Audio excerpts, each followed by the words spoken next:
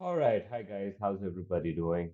Um, right. So today's agenda is a pretty lengthy one. So mainly just to get an idea, I've asked you guys to suggest topics you want me to focus more on. Surprisingly, there's at length, kids have asked to do barriers, trade barriers, and protectionism, a little bit of trading possibility curves, and obviously policies. I've told you before, you cannot go for your exam without knowing the policies, the three, four, five policies that we have. We'll try to accommodate as much as we can today, so we might end up spending a little extra time here. Um, So basically, one of the books that I have given you, the digital version, उसमें कुछ assessment objectives हैं. So what I'm going to do is I'm sort of going to use them to, just to see कि हर topic में क्या-क्या चीजें हैं and which ones are worth mentioning. Otherwise, I shared the link with you guys. Micro का तो I have uploaded stuff on it. Macro का एक और playlist है. So on the channel on YouTube, you can go over there and you can find the lectures, right? तो वहाँ पे तुम जाके फिर और थोड़ा डिटेल के अंदर every topic you can actually deal with. अगर issue फिर भी चलता है तो फिर hopefully when we're doing the past papers for macro. Similar pattern ke saath, what we did in the last two sessions. So we'll see about that. ठीक है. What I personally like to focus in macro is the new topics that they've added, right? The new topics are important ones. For example, the circular flow of income. That's an important one. National income statistics. These were taught earlier in uh, A2s,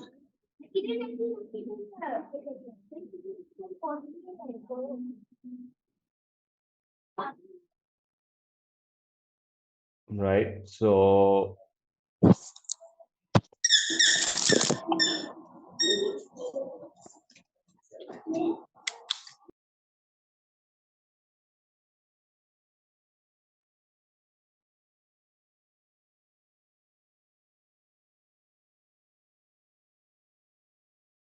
right, sorry about that. Please make sure that you're all muted. So, I said circular flow of income, national income statistics, ऐसे बन सकते हैं. Unemployment they've added, so we're gonna focus a bit on unemployment. उसके बाद we will work on obviously international trade protectionism or इनका पूरा impact and the policies, obviously fiscal monetary supply side policies and overall how it affects the overall macroeconomic picture. Uh, right, so let's see how that goes. So for starters, देखो जी national income, obviously there was a reason why they decided to put this chapter in AS. Because remember, whenever we talk about macroeconomics, our major focus when we're dealing with macroeconomics is how we want to see the national issues of the government. Okay. तो उसके अंदर हमारे पास कुछ major government objectives हैं जिसके always what we're trying to do is we're trying to look for what is happening with those objectives. So amongst the top is you want a sustainable economic growth, right? आजकल तो we call it inclusive economic growth, but sustainable भी ठीक है. You want a sustainable economic growth. The parameter, the variable is you want economic growth, but इसको objective में convert करने के लिए you say sustainable होनी चाहिए. Back in the day, we used to say, oh, we want country to have a high economic growth. Or we want a consistent economic growth. But now we're saying we want a sustainable one. What is sustainable?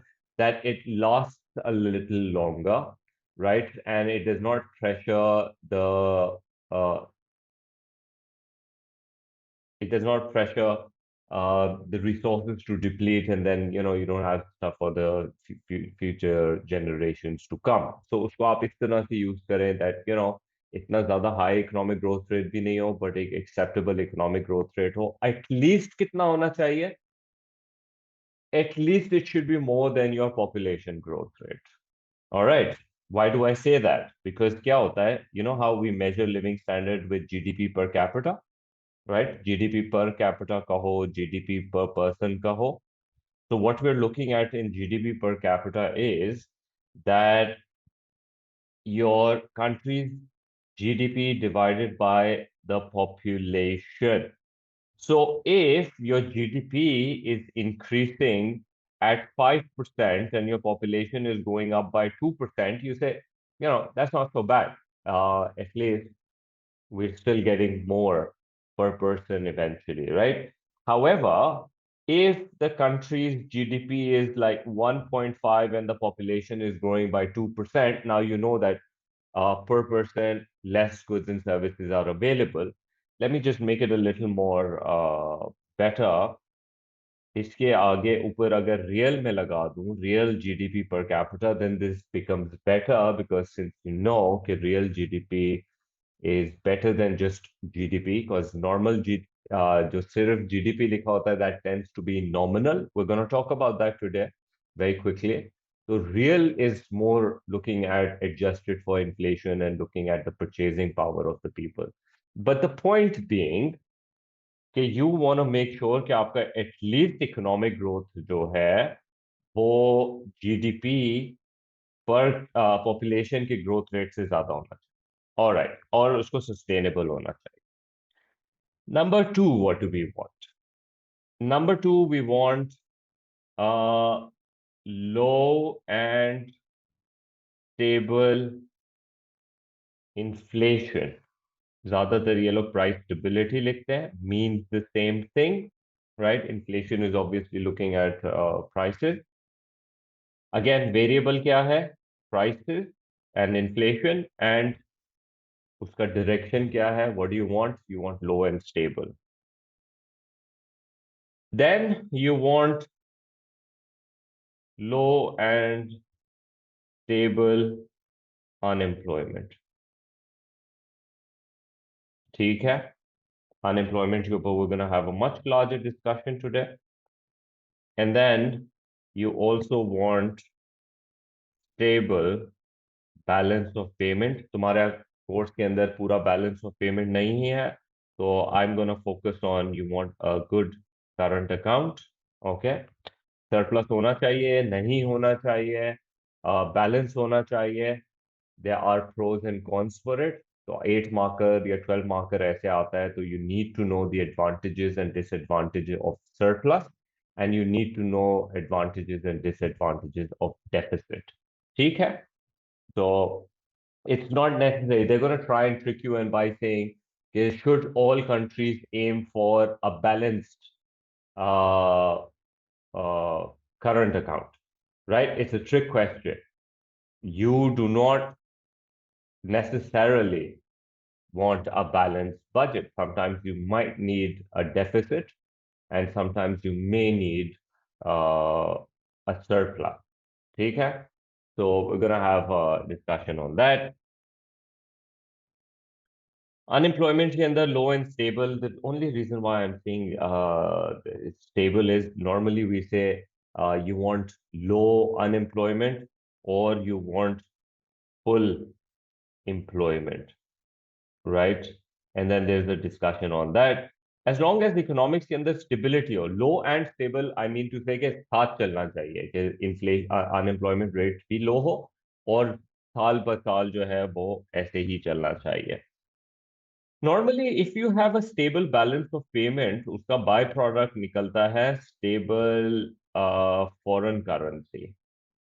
Do let me know if you need me to focus on foreign currency का chapter, because I wasn't planning to as such.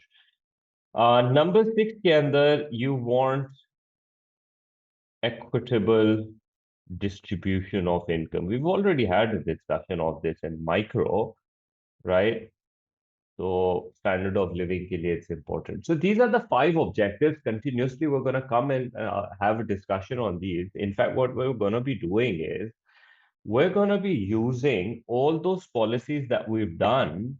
Obviously, जो सबसे पहले आ जाती है, you have the monetary policy, right? You have the fiscal policy. Uh, by now, everyone should have a very clear understanding of what they entail. सही है, अंदर की कुछ details वगैरह, maybe the counter argument you don't know by now, but you know, at least what it constitutes and how it affects, sorry, my bad, supply side policy, both short run and long run के point of view से.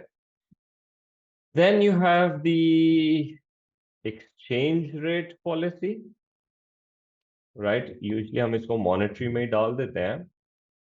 And then you even have protectionism.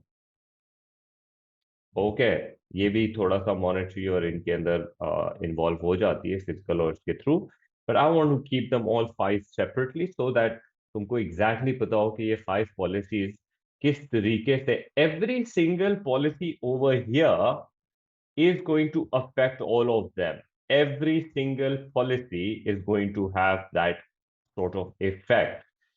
So make sure that you realize that and you know for your essays, okay, this policy, how will it have an impact on employment or unemployment or whatever. ठीक है? So moving on with this. So with these objectives, let's first have a little discussion on first part. They wanted us to study this because it's part of our objective. आपके पास सबसे पहले वो कहते हैं, by the way, this question is not something कि नहीं आएगा, नहीं आ सकता. A question like, a question like, how is GDP measured? Okay, how is GDP measured? Oh, and the question can even go on to be like, after you've explained how GDP can be measured, you talk about uh, GDP, sorry, GDP at market price versus net national income at factor cost. ये क्या होता है, right? Or how can it be converted? How can GDP at market price be converted into net national income at factor cost? Basically, I've jumped ahead, but you need to know this stuff. सबसे पहले, when we're measuring GDP, we said GDP measure करने के तीन तरीके हैं. सबसे पहले तुमको वैसे तो बताना, अगर इफ दे मेंशन जीडीपी तो फिर तुमको बताना जरूरी है कि GDP stands for gross domestic product. उसके बाद GDP shows the total output, income or expenditure in a country. इसको measure करने के तीन तरीके हैं. Either you take the total output method or you do the total expenditure method. This is our favorite one, right? And lastly, you can do the total income method. Total output method may basically what you're doing is you're summing up price into quantity of all goods and services produced in the country. Final goods, okay? So what we know about GDP is GDP can go up if prices go up in the economy, or if quantity goes up, or if both of them goes up, or if price goes up by a lot and quantity falls by little, GDP फिर भी ऊपर जाएगा, right? Or if this goes up by a lot and this goes down by a little. What do you need to know about this? All goods and services which consumer consume okay, final goods की बात हो रही है, not raw material और semi finish. Okay, we're not talking about that. So what we're saying in it is कि अगर, now think about it, if if GDP के number output method में is going up because your country is going through inflation and this number turns out to be big, right? That is a higher number of GDP, maybe from 300 billion to 330, 310 billion, right? You can say that, oh, GDP increased of the country. That's fantastic. But is it really? What is really happening is that your nominal GDP is going up. This nominal GDP is monetary GDP. And it can go up because of price and it can go up because of quantity also. Okay. But what real GDP does is real GDP says that if quantity is going up, okay, and nothing maybe happens to the price, the real GDP is going to say, things have improved. In fact, the real GDP can also go up if, say, quantity goes up and price goes down. Real GDP बढ़ेगा. Okay. How about if the scenario is equal amounts? This is what has happened. Equal amounts से change आता है. Prices go up by 5%, quantity of goods and services fall by 5%. So one might say, well, nothing happens to the GDP. Actually, doesn't nothing happens to the nominal GDP. This remains the same because the price into quantity multiply karoge, you're going to get the same number. However, the real GDP is saying things have worsened for the country because you can now afford less goods and services. This is what real focus is on. What happens to the quantity? Similarly, imagine if this is happening. Price goes up by a lot, quantity falls by little. Now what's going to happen? Nominal GDP ko kya hoga? You're going to take a look at this. Well, prices are going up by a lot. Maybe 15% price goes up, 5% price quantity falls down. You multiply sum of all goods and services. Nominal says things have improved, right? And the government might even say, oh, look, things have improved in the country. But people will feel that things don't really look good because they can't afford the same amount of goods and services because real GDP is telling you the real picture here. I hope that makes sense. So technically what we're saying is nominal GDP is not adjusted for inflation. That means it takes inflation into account in the sense that it is still taking inflation ke numbers and inflating the whole idea. But real GDP is adjusted for inflation and it sees कि अच्छा जी price effect खत्म करते हैं और mainly quantity पे focus करते हैं what is really going on in terms of living standard. That's why we give importance to real GDP over the nominal GDP.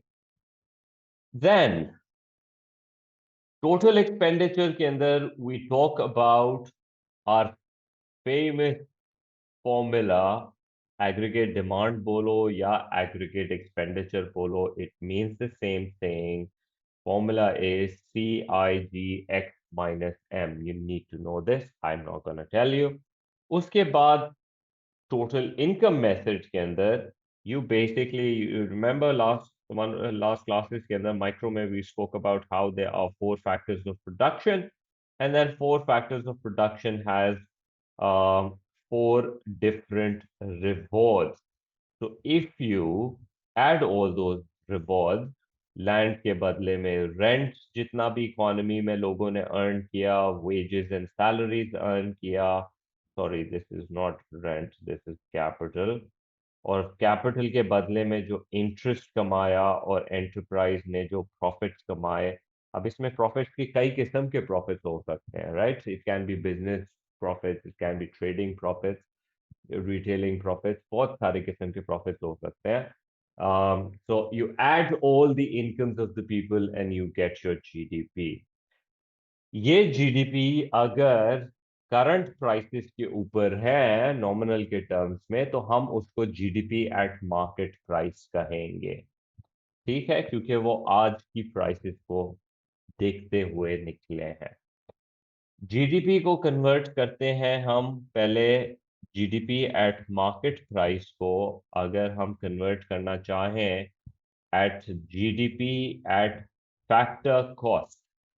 Factor cost simply means you want to look at the value of the GDP in terms of the factors of production used. Because remember one thing, market prices can be affected by subsidies and indirect taxes. Because if a government imposes एक पानी की बोतल है जिसको पूरी बनाने में land labour capital enterprise के साथ it costed me what? It costed me 50 rupees. But market के अंदर then government imposes tax on it of another 10 rupees and now I have to sell it for 60. So what has happened to the market price? Well, it has gone up, right? तो इसको कैसे ठीक करें? Well, क्योंकि market price has gone up because of the taxes, you take the taxes out. Factor cost पे लेके जाने के लिए, बिकॉज फैक्टर कॉस्ट में तो टैक्स नहीं लगा हुआ, you want to subtract the indirect tax. Okay, फिर मैं मार्केट में पेट्रोल लेने जाता हूँ, turns out petrol is cheaper than what it's coming from the refinery at. Refinery से ज्यादा महंगा निकला था और पेट्रोल स्टेशन में ज्यादा सस्ता मिल रहा है। How is that happening? How is the market price falling? That means government ने सब्सिडी दिया है। तो what you need to do is market price ने सब्सिडी ने मार्केट प्राइस को गिरा दिया है। तो what I want to do is उसको उसकी एक्चुअल कॉस्ट पे लेके जाने के लिए I need to add the subsidy back so that it comes to the real value in terms of the factor cost। एक चीज को बनाने में कितना पैसा लगता है। After that, once we've converted GDP into GDP at factor cost, you will be required to convert it into GNI at factor cost। GDP से जीएनआई पे जाने के लिए क्या करने का होता है? Well, basically, what you do is you take your GDP at factor cost and you add something called an NPI, net property income from abroad. This is those incomes which are going there in your current account, primary incomes के अंदर, right? The workers' compensation. When they go abroad to work and they send money to Pakistan, I'm not talking about remittance here, I'm talking about workers' compensation. या फिर आपने interest कमाया, आपने rent कमाया बाहर मुल्क में, you net it off. This is called net property income from abroad. What it really does is GDP और जीएनआई में फर्क क्या है? तो बेसिकली फर्क ये है, because the world has become so globalized, there's foreign money in Pakistan, there are foreign companies in Pakistan. That is not our resource, that's foreigners' resource, but it's in the country and it's producing goods and services. तो वो जो produce कर रहे हैं हम उसको GDP में include करते हैं, even though it's not our resource, but since it is being produced in the country regardless of किसका रिसोर्स है, that is part of your GDP. But then there are Pakistanis who have invested abroad. There are foreigners who have invested in our country. So what we want to see is जिसका resource है उसने अपने resources पे किस country ने कितना कमाया, तो उसके लिए आप जीएनआई लगाते हो, because what NPI does is it nets of that all the money that is foreigners, let's give them all the money that was ours abroad, उसकी incomes let add in our GDP, उससे हमारे को पता लगता है GNI. ठीक है, फिर once you have the GNI you want to convert this into NNI. How do you do that? Well basically जो आपने ग्रॉस नेशनल इनकम निकाला था ना, उसमें से डेप्रिसिएशन माइनस कर लो, because remember in a country when machines and factories and infrastructure on a daily basis is getting obsolete, it's getting wear and tear, it's breaking down, it's getting used up, right? तो हर साल की जो depreciation होती है, जैसे companies में आप depreciation करते हैं, accounting people would probably know, तो वो क्या होता है, वो बेसिकली आपकी एसेट को, उसकी वैल्यू को उसकी एक्चुअल वैल्यू पे लेकर आता है। बिकॉज रिमेंबर, अगर मैंने एक मशीन खरीदी है, वो पांचों साल एक ही वैल्यूएशन पे काम नहीं कर सकती, it's gonna start depleting as we go through 5 years। तो उसी तरह से कंट्रीज का भी इंफ्रास्ट्रक्चर और कंट्रीज के भी एसेट डिप्रिशिएट होते हैं। और सर्टेन एसेट्स ज्यादातर, क्योंकि हम बड़े बड़े एसेट्स की बात करें, like for example if you made a dam, dam 25 साल, 30 साल, 50 साल तक ऑपरेट कर सकता है, राइट? बट एवरी ईयर उसकी थोड़ी सी कैपेसिटी और ये गिरेगी, तो you want to depreciate the value on a yearly basis, ठीक है? Until obviously you do new investments and that's going to recoup. But this is what NNI means. Now NNI is the best out of them all, but it is very difficult to calculate, you understand? तो इसकी वजह से जो है, ये हम NNI के ऊपर इतना रिलाई नहीं करते, because it's just difficult. So basically that sort of like covers most of the stuff that we were supposed to for the first part. फिर उसके बाद हम आते हैं सर्कुलर फ्लो के चैप्टर के अंदर, राइट? सर्कुलर फ्लो का chapter is again like I say, उसका भी रिसेंट में ऐसे भी आया है, we gonna deal with it in a day or two. तो please make sure that you looking at it. Circular flow of income बनाने को आ जाता है, what do you do? Make a simple circular flow. The circular flow talks about our first two sectors, जिसके अंदर at least an economy needs to have the two sectors. वो two sectors कौन से हैं? The two sectors that we have for any economy to actually exist is your C plus I. At least. Two sector, सिर्फ C नहीं हो सकता, सिर्फ आई नहीं हो सकता, सी प्लस आई होना जरूरी है। Now since I am assuming you know, C represents the household consumption on goods and services, and I represents the business's investment, isn't it? Investments by the firm. इनका आपस में एक रिलेशनशिप है। वो relationship क्या है? Firms goods and services produce करके households को देते हैं। हाउसहोल्ड इसके बदले में इनको पेमेंट्स करते हैं for these goods and services, right? लेकिन पैसे कहाँ से आए हाउस होल्ड के पास? वेल, फर्म ने दिया। फर्म ने पैसे दिए हाउस होल्ड को। भाई, फर्म ने तो गुड्स दिए, गुड्स भी दिए हैं, लेकिन फर्म ने हाउस होल्ड को पैसे भी दिए हैं। किस चीज के लिए? For the four factors of production the household owns. Obviously I am assuming that we have a free market here, लेकिन चलो, you know, for simplicity purpose, let's just say the four factors of production was given by the household to the firm, और उसके बदले में house firms ने इनको rewards दिए थे, और वो रिवॉर्ड्स के बदले में इन्होंने एक्सपेंस दिखाया था। Do you understand? So there is two relationship between them, one is on the good side, one is on the factor side, ठीक है? फिर उसकी वजह से हुआ क्या, इस पूरे सिनेरियो की सिचुएशन क्या है? Well, an economy is gonna function like this. फिर क्या होता है? To make things complicated, so one thing we know is कि households ने जब goods खरीदे और payments की, तो that is represented by consumption, और firms ने जो इनको पैसे दिए हैं, that represents the income. If income is equals to consumption, what will happen to your savings? Normally हम क्या कहते हैं? Whatever you earn, consume होता है या save होता है? So if income is equals to consumption, that can only happen if there is no saving.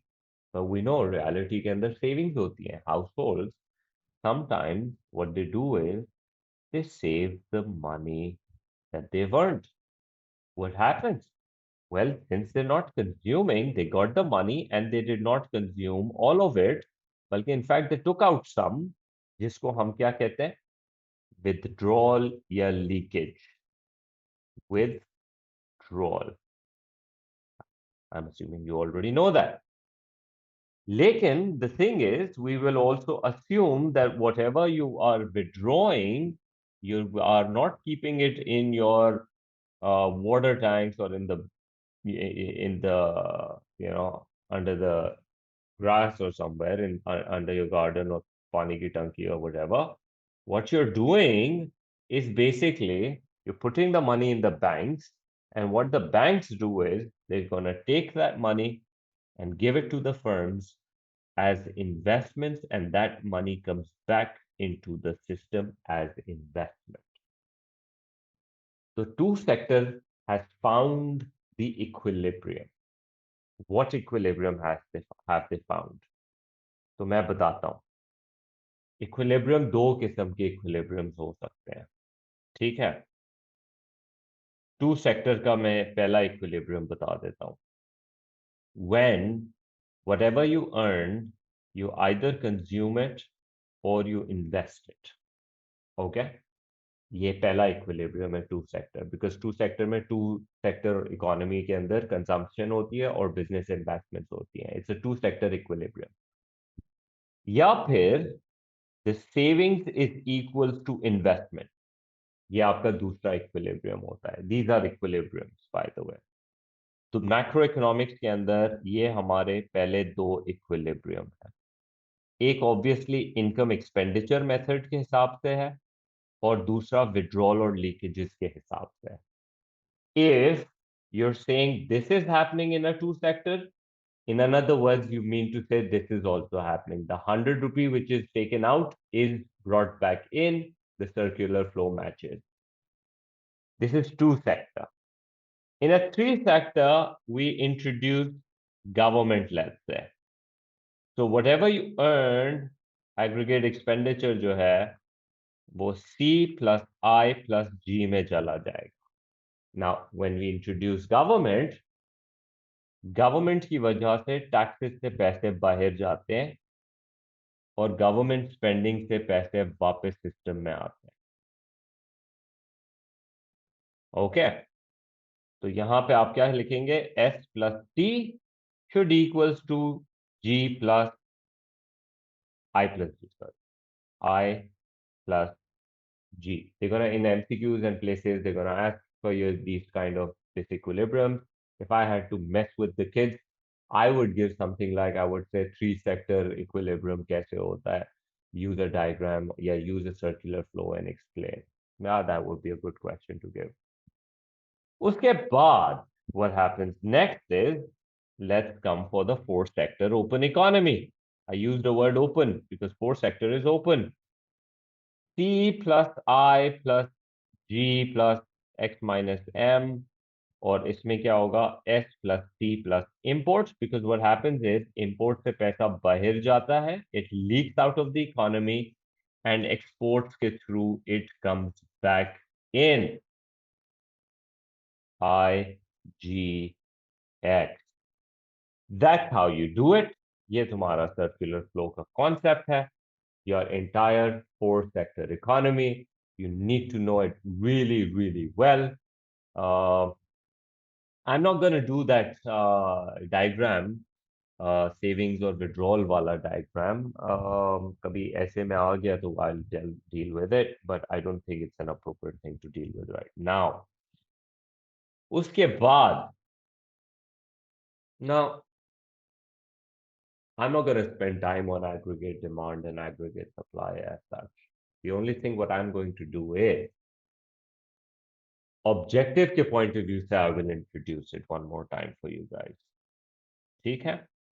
बाकी तुमको क्या क्या चीज है? I'll just verbally very quickly skim through it. ADCIGX minus M done. AD के क्या इन्फ्लुएंसेस हो सकते हैं, so you have to go into detail. C को क्या क्या चीजें अफेक्ट कर सकती है? Income, interest rate, direct taxes. Important ones मैंने बता दिए तुमको। क्या क्या है? Incomes, direct taxes and interest rate. मैं थोड़ा मॉनेटरी और फिस्कल पॉलिसी के पॉइंट ऑफ व्यू से रख रहा हूँ।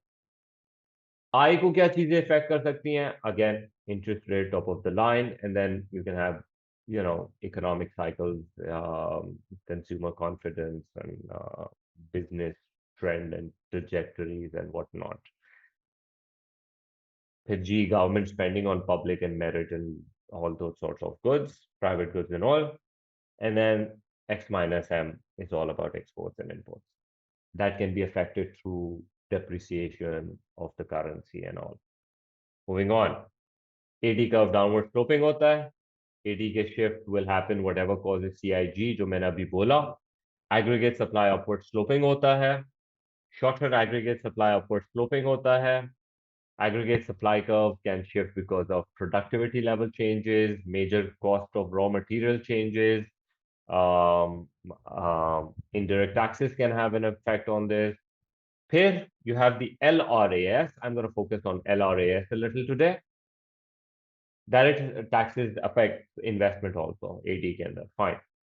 LRAS के ऊपर मैं फोकस करूंगा from the Keynesian viewpoint, but LRAS के shift can be connected to PPC के shift reasons, outward shift reasons, productivity, supply side policies, privatization, discovery of natural resources, labor training and education, थोड़े से जो long run में effect करते हैं वो वाली चीजें.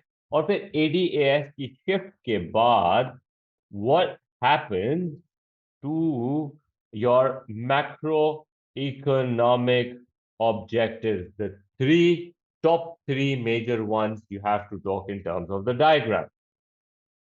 Now, what kids have asked me to do abundantly is have a discussion on the long run aggregate supply from the Keynesian viewpoint. Okay. So what is going on from the Keynesian viewpoint is that the LRAS curve sort of has this particular shape. When you're doing it in exam, देखो मैंने पहले भी बताया, यहाँ सिर्फ price लिखोगे, that's not good enough. Price level होना चाहिए. अंडरस्टूड?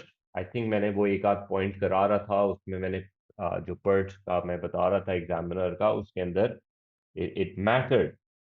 और यहाँ पे you can write real GDP and whatever, you can use Y as a notation for it, and that's that. What I'm thinking is maybe the kids are a little confused about कि क्या हो क्या रहा है इधर, right? ये वाला diagram तुम हर दफा नहीं बनाते हो. ये वाला डायग्राम यूजुअली इवैल्यूएशन के अंदर यूज होता है. जब तुमसे सवाल हो रहा होगा बेसिक सिंपल एक्सप्लेनेशन और फैक्टर्स के ऊपर, इफेक्ट्स के ऊपर, तो you gonna work with the basic one, right? You don't have to do like a curvy ones or anything. You can just simply do the price levels with the real output. Please पूरी चीज लिखना. Aggregate demand, aggregate supply, short run aggregate supply. सिर्फ AS भी लिखोगे तो कोई मसला नहीं होगा if you're not dealing with long run का scenario. And any kind of shift in these will change your equilibrium, ADAS equilibrium, to whatever. Like for example, अगर वो कहते हैं कि इंटरेस्ट रेट कम होने की वजह से बताओ इन्फ्लेशन को क्या होगा, तो यू माइट सजेस्ट इन्फ्लेशन को क्या होगा, इन्फ्लेशन बढ़ जाएगी. या फिर अगर वो कहते हैं एम्प्लॉयमेंट को क्या होगा, एम्प्लॉयमेंट बढ़ जाएगी. या फिर इकोनॉमिक ग्रोथ को क्या होगा, इकोनॉमिक ग्रोथ बढ़ जाएगी. The discussion will come in when they say, will it always? So here, that means they're asking for an evaluation. Then you will be working with this one. Multiplier effects, your wage price spiral.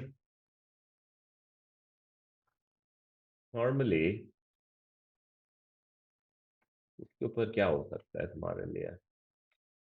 Veg spiral. और इसके ऊपर veg spiral होता है जब aggregate supply का left के ऊपर shift होता है.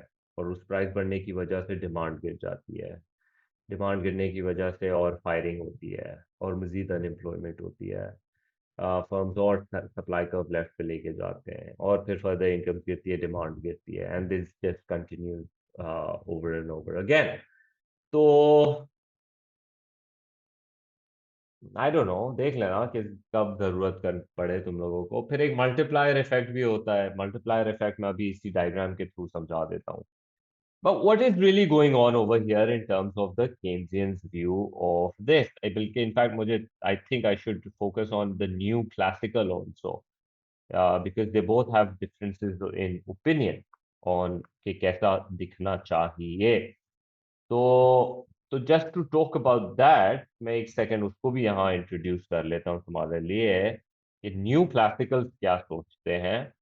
न्यू क्लासिकल्स के हिसाब से, इफ यू नोटिस, हमने माइक्रो के अंदर कहीं पे भी ये न्यू क्लासिकल और केन्जियंस का वर्ड नहीं यूज किया था, and we did not needed to, because इनका झगड़ा कभी था ही नहीं माइक्रो के एलिमेंट्स को लेके।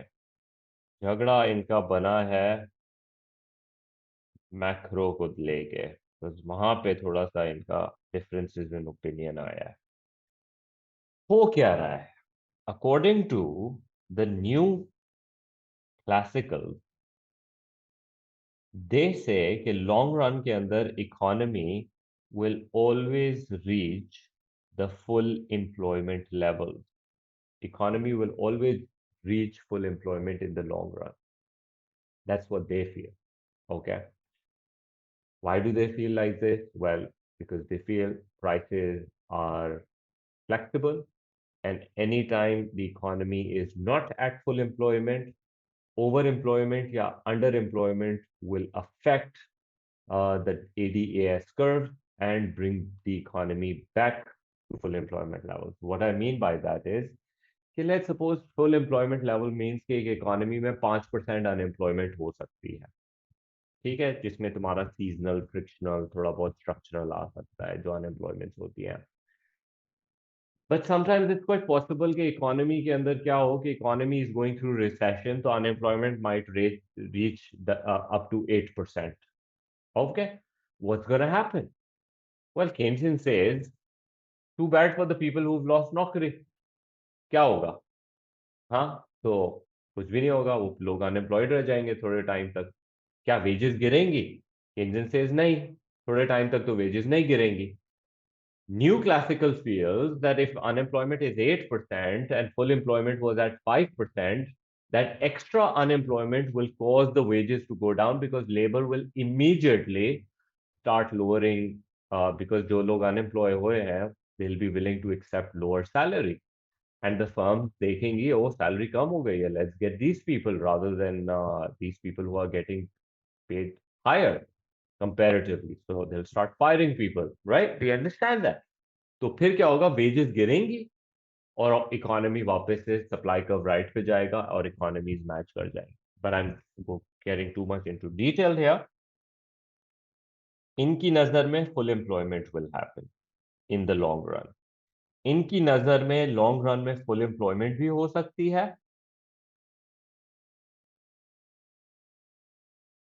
और इकोनॉमी अनएम्प्लॉयमेंट पे भी हो सकती है। Now this is showing unemployment.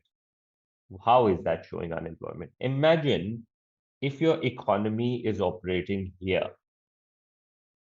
What I know is the current economy level of real output is way below the full employment levels. It's far down. GDP बहुत कम है, 50 बिलियन है, पोटेंशियल 300 बिलियन की है with the given resources, but सिर्फ 50 billion की economy है। What you want to do? Well, what you showing is कि resources use ही नहीं हो रहे सही से, दिस अबंडन, दिस अनएम्प्लॉयमेंट। तो आप चाहोगे कि एडी को बढ़ाने वाली पॉलिसीज यूज करो। I hope the word comes in your head immediately कि मैं कौन सी पॉलिसीज की बात कर रहा हूं। I am talking about the infamous monetary and fiscal policy that causes AD to shift to the right, and look what has happened. Real output has increased, economic growth has come, employment has increased because you're closer to the full employment level, while no inflation, because unemployment itni thi कि without paying higher price for the resources, you had plenty available, आपने utilize किया, no inflation, only economic growth increases and employment increases, win situation for everybody.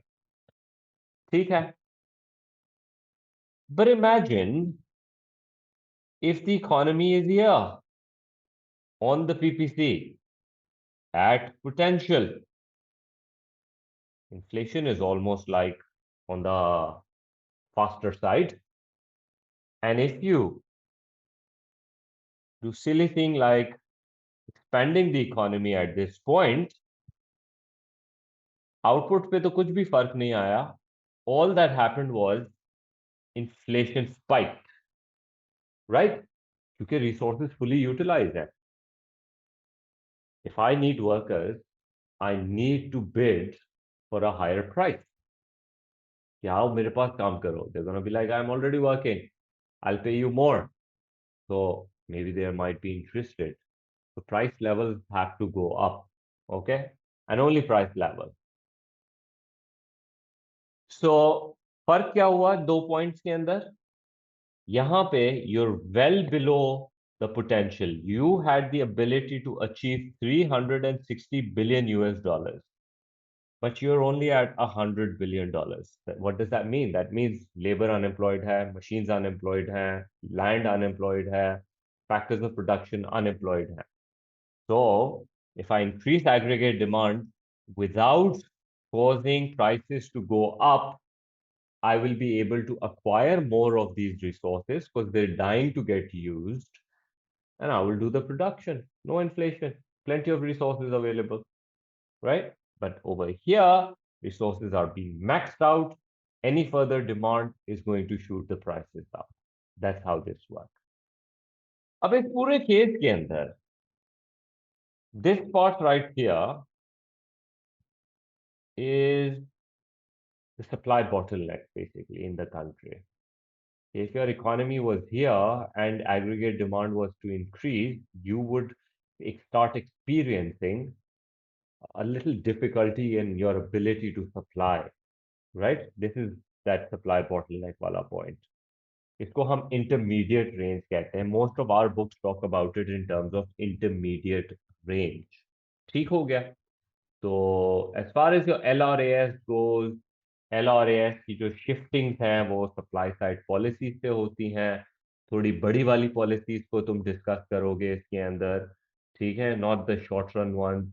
Short run policies के अंदर तो you can have a discussion on stuff like labour की productivity change हो जाना for some reason, या कोई supply shock आ जाना, एकदम से फ्लड आ गया, एकदम से अर्थक्वेक आ गया, सब्सिडीज का देना, इनडायरेक्ट टैक्सेस की वजह से कॉस्ट ऑफ प्रोडक्शन का चेंज हो जाना, मिनिमम वेज का चेंज हो जाना.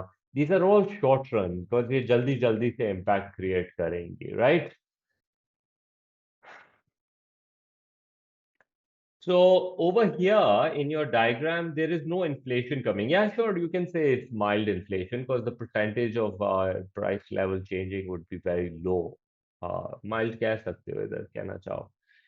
हम यूजली कहते हैं price levels will not change. यहाँ पे आई वुड से कि हाँ जी थोड़ा सा लो साइड पे है, यहाँ पे बहुत हाई साइड पे है, ऊपर हाइपर इन्फ्लेशन साइड पे है. Long run के अंदर we talk a little more long run scenarios like certain investments, discovery of resources, more people entering the labor force, more kids eventually growing up to become part of labor force. ये सब थोड़ा वक्त लगता है, privatization हो सकती है वगैरह वगैरह. So that sort of like concludes. I hope I've clarified myself enough कि ये तुम्हारा ADAS का चैप्टर है. I would say ADS is like the heart of macroeconomics. Anything you want to think about, ADS diagram is all about that. ठीक है जी. उसके बाद obviously फिर आपके पास आ जाता है वही हमारे मैक्रो ऑब्जेक्टिव जिसमें इकोनॉमिक ग्रोथ की डिस्कशन होती है. I have done nominal real already. I have already suggested कि सस्टेनेबल इकोनॉमिक ग्रोथ होनी चाहिए. Let me introduce another word. Is a part of your course और not, I don't know. A2 के अंदर तो है. But now we want inclusive economic growth. Okay. Because what they are saying is for the last many many, तुम 15 साल पहले चले जाओ तो 20 साल तो हम कहते थे इकोनॉमिक ग्रोथ होनी चाहिए, इकोनॉमिक ग्रोथ होनी चाहिए, रियल इकोनॉमिक ग्रोथ होनी चाहिए, और ज्यादा होनी चाहिए. The higher the better, you know. But then we realize that high GDP can be due to various gadbad things in the society, meaning government's over expansionary policies, the economic cycle peaking, you know, influx of a lot of investments from abroad all of a sudden, unsustainable levels के ऊपर. So that will increase your economic growth a lot.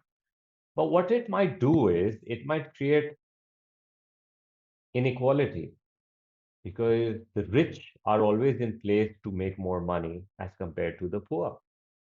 The rich is investing in properties. The rich is investing in stock markets. The rich is buying commodities like gold and all. So the rich is making money because they own the resources, they own the factories, they have the farming land, they have the natural resources के ऊपर access. Do you understand that? So what might happen is कि अगर you're saying कि high GDP चाहिए, so that might suggest that the rich is getting richer and the poor is getting poorer, and worse is resources are getting used too much and they might get depleted, and natural disasters and water level toxicity might go up, and negative externalities like pollution and all might happen. So that's not good. It's not sustainable. So we said, ठीक है जी, last decade sustainable economic growth is what we want. Long lasting. We don't want spikes in the economic growth rate. We want consistency and a nice growth rate which lasts for years to come. But उसमें भी दे realise कि अभी भी तो gap अमीर और गरीब में तो खत्म नहीं हो रहा ना. तो देन वी से कि इंक्लूसिव इकोनॉमिक ग्रोथ होनी चाहिए. What that means is that your economic growth should be such that it should not create a major gap between rich and poor. तो अगर इकोनॉमिक ग्रोथ आ रही है तो हेल्थ केयर पे भी काम हो रहा हो और एजुकेशन पे भी काम हो रहा हो, so that people become more skillful, they are healthier, they are more productive, they have the ability to make higher income, you know they might be able to take them out themselves out of the poverty. That is what we're talking about when we use this word inclusive. That's what we want now, inclusive. तो भाई जब हम economic growth की बात करते हैं तो उसमें तुम पीपीसी का टॉपिक लेकर आ सकते हो दिमाग में. You remember that actual and potential? Actual और पोटेंशियल. एक्चुअल क्या था? जब आपका मैंने बताया भी था इकोनॉमिक ग्रोथ के अंदर, आपके जो शॉर्ट रन के अंदर होता है, यू हैव द एक्चुअल, यानी जीडीपी में जो ग्रोथ आई है, that is going from inside the PPC towards the PPC का. तो ये एक्चुअल ग्रोथ दिखाता है. Long run talks about the potential. उसके अंदर तुम पीपीसी को शिफ्ट करते हो, right? And so on so fourth. बाकी तुम लेक्चर्स में देख लेना. Advantages and disadvantages I talked about. GDP के बढ़ने से क्या होता है? लोगों की इनकम्स बढ़ती हैं, आउटपुट ज्यादा होता है, मोर गुड्स टू कंज्यूम. लोगों की इनकम ज्यादा होती है, एक्सपेंडिचर ज्यादा करते हैं. The more expenditure they have, the more improved living standards they're going to have and all of that. तो ये तुम्हारा एडवांटेज के पॉइंट ऑफ व्यू से बात हो रही है. Unemployment. Yes, I want to talk about unemployment. ठीक है जी. We always started this lecture by saying कि हाँ जी, तुम लोग क्या unemployed हो? And I think by now all of you unanimously would say, no, we're not unemployed because we're not looking for work, right? If you're not looking for work, you can't be part of the labor force. You might be part of the working age population, but you're not part of the labour force working age population के अंदर से ही होते हैं. If this was my age distribution, ये working age population की distribution है. But there are people who are not choosing, students, you know, or a person on a break, some sort of vacation or something. So those people are not getting involved. ठीक है? Trust fund kids, convicts. So people with, certain disabilities or something. Maybe they don't have Naukri, but they should be looking for it. Okay. So working age population gets split between two things. One is the active population and one is the inactive. Inactive is all these housewives, students, and all. An active labor force is people who are either working or they are seeking work but may not have it. तो ये unemployed होते हैं. ठीक है. और ये active जो है, basically this is what your labor force is. People who are either working or looking for work. आगे बढ़ते हैं. अनएम्प्लॉयमेंट रेट मेजर करना है. सिंपल सा आइडिया है, फॉर्मूला यूज हो सकता है केस स्टडी के लिए. Number of people unemployed divided by the labor force into 100. That's it. Claimant unemployment measure करने के दो मेजर तरीके थे. Claimant count and labour force survey. Claimant count doesn't work for developing countries. Claimant count is simply this idea that if Pakistani or you're unemployed, come to the government and tell us you're unemployed, we'll give you unemployment benefits. Now, naturally, you understand why it's not applicable to Pakistan's case, because we cannot do that. We don't have this. Western economies can do that. So this is what they do. Western economy has the number of people who are working. They have the number of people coming to them and saying, we don't have Naukri, start or unemployment benefit checks. So government, what are they going to do? They're going to see, okay, how many people are working and how many people are claiming unemployment benefits. Add them up, you get yourself the labor force. ठीक हो गया. This would be your registered labor force then. क्योंकि government को पता है इनके बारे में कि उसमें से कितने लोग वर्क कर रहे हैं और कितने लोग बेसिकली अनएम्प्लॉयमेंट बेनिफिट्स को क्लेम कर रहे हैं. Let me just write UB unemployment benefit. तो इससे गवर्नमेंट को पता लग गया कि ये लोग रजिस्टर्ड लेबर फोर्स हैं. एंड कितने लोग अनएम्प्लॉयमेंट बेनिफिट्स ले रहे हैं out of the registered labour force into 100, you get yourself unemployment rate. So convenient. Computer खुद निकाल के बताएगा.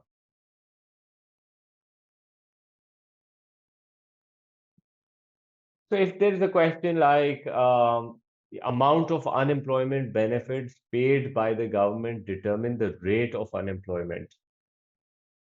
Well, basically, usually we talk about unemployment benefits might have an influence on the people's desire to work, their motivation, and that might sort of have an impact, but it's not going to have long-term impact, because at the end of the day, government जिसको unemployment benefit देती है,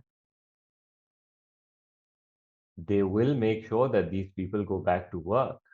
Because if they see कि ये बंदा unemployment benefit ले रहा है for no good reason, they're gonna they're gonna send some government personnel looking for you कि इसको जरा देखो, इसने बोला था ये डिसेबल है, इसलिए ये नौकरी नहीं कर सक रहा है, इसका एक्सीडेंट हो गया है, वो अनएम्प्लॉयमेंट चेक्स पे चला गया है.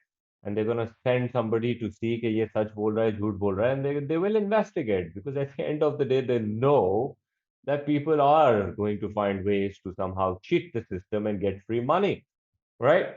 So ये शॉर्ट रन के अंदर बेवकूफ बना सकते हो, but it's not gonna work in a long. But हर वक्त इकोनॉमी में सर्टेन लोग जरूर होंगे जो इस तरह से मुफ्त में पैसे खा सकेंगे, लाइक फ्रैंक. You understand? तो ये इस तरह की सिचुएशन होती है. So it might create disincentive to work, and it may influence the unemployment. I think COVID के बाद we've seen this scenario that people were uninterested in going back to work because they felt कि घर बैठे अगर government हमको पैसे दे सकती है तो हम क्यों काम करें इतना सारा। तो एटलीस्ट जो मीनियल जॉब्स और इस तरह की लो पेइंग जॉब्स थी उसके ऊपर बड़ा प्रॉब्लम आया था इनको। I think they even used term the great reset or something like this they used you know they do sort of like they use these fancy words every now and then, the great depression, the great reset, stuff like that. So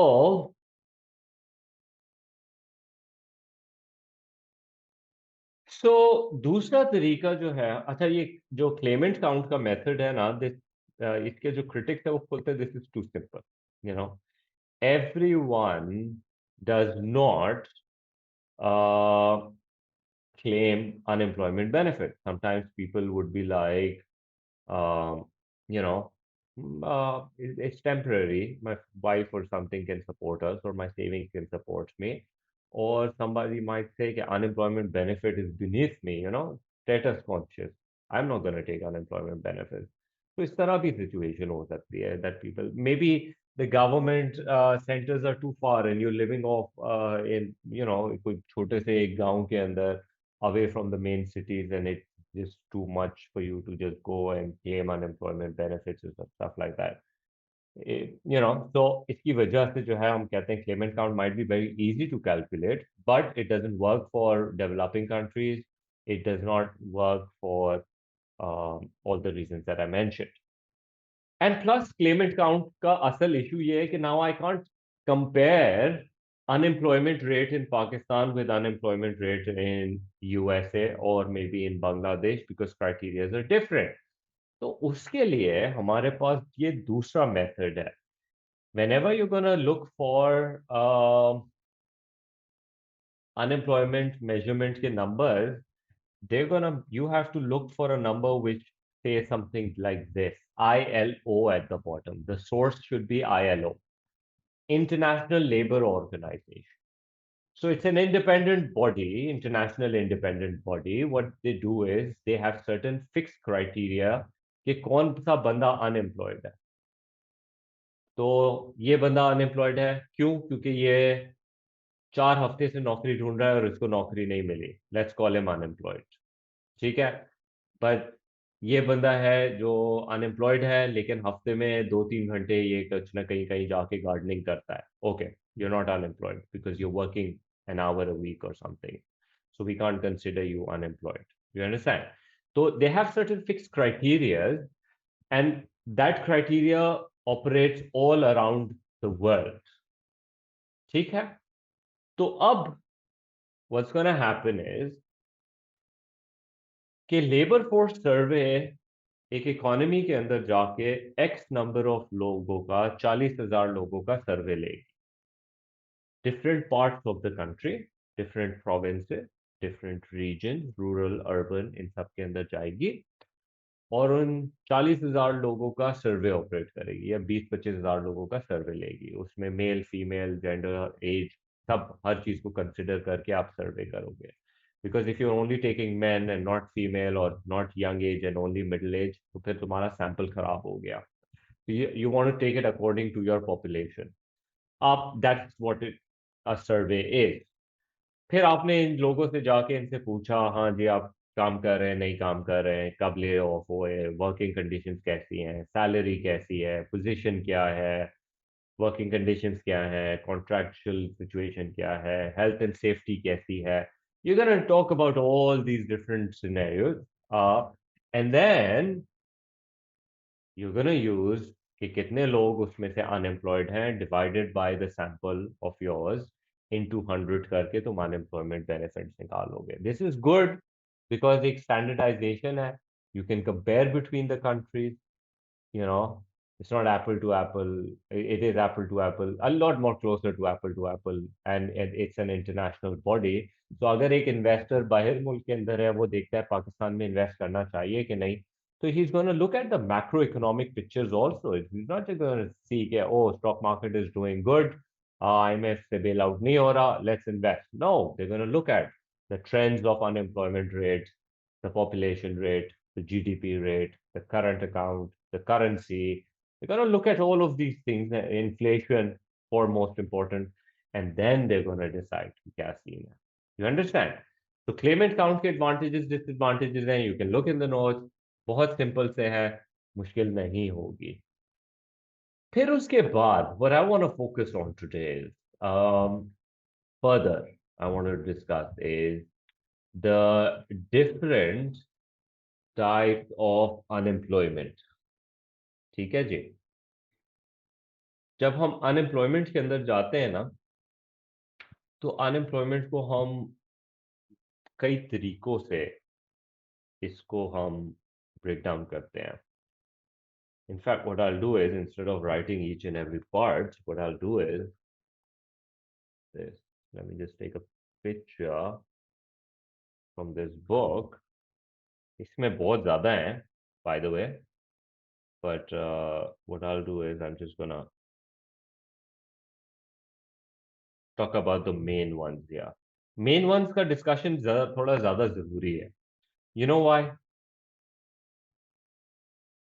क्योंकि एक तो number one तुमको पता होना चाहिए from the least serious to the most serious क्या situation है. ठीक है. So basically we say this is the least serious and this is the most serious. How do you decide the level of seriousness? Well, you talk in terms of time duration. So frictional is usually short term and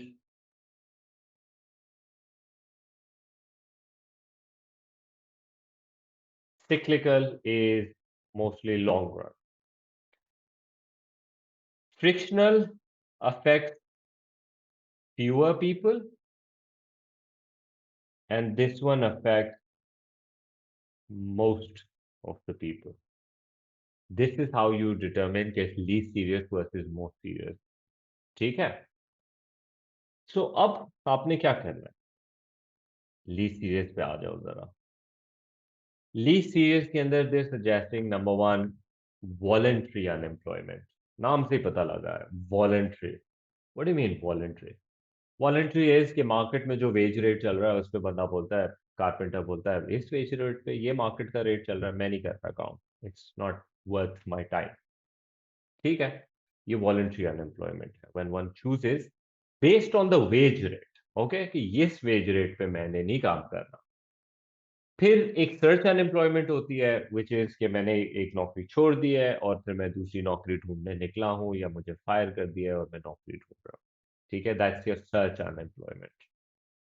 then you have casual unemployment. वो क्या हो रही है कि आपने कोई एक short term job छोड़ के आप दूसरी शॉर्ट टर्म नौकरी, जैसे अक्सर क्या होता है कि आप एक कंस्ट्रक्शन साइट पे काम कर रहे हैं, उसकी बिल्डिंग कंप्लीट हो गई है, एक शॉर्ट टर्म प्रोजेक्ट था और फिर अब आप दूसरी शॉर्ट टर्म प्रोजेक्ट ढूंढ रहे हैं, जैसे प्लम्बर टू प्लम्बर इस तरह से काम हो सकता है.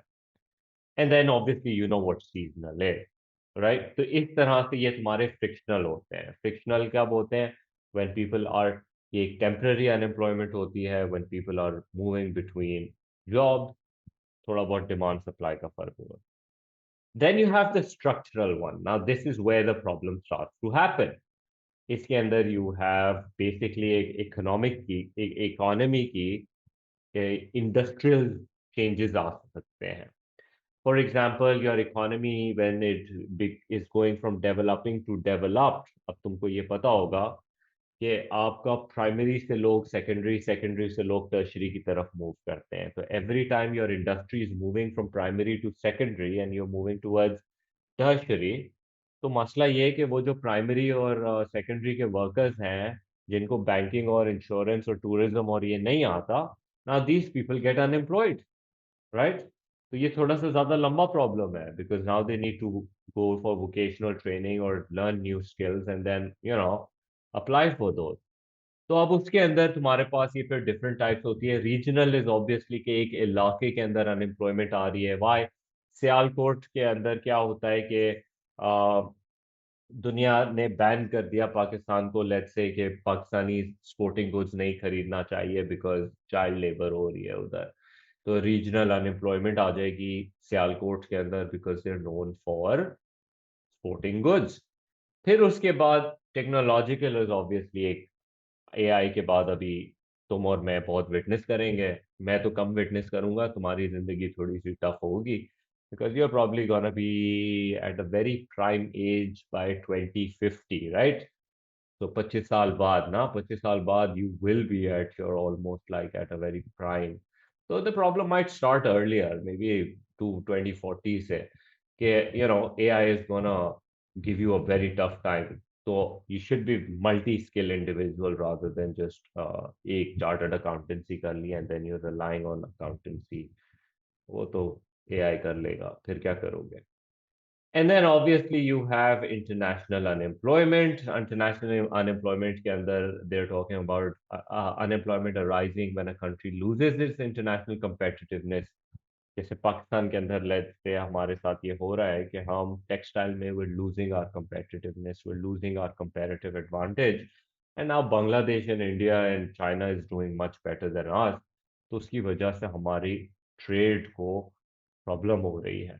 And it is happening. अभी other day I was talking to a friend of mine in banking sector and he says बड़ा मसला हो रहा है, and businesses now need to find new markets because Europe के अंदर तो regulations आ गई हैं। यूरोप के अंदर अगर आपने बेचना है तो it has to be sustainable, renewable and all of that।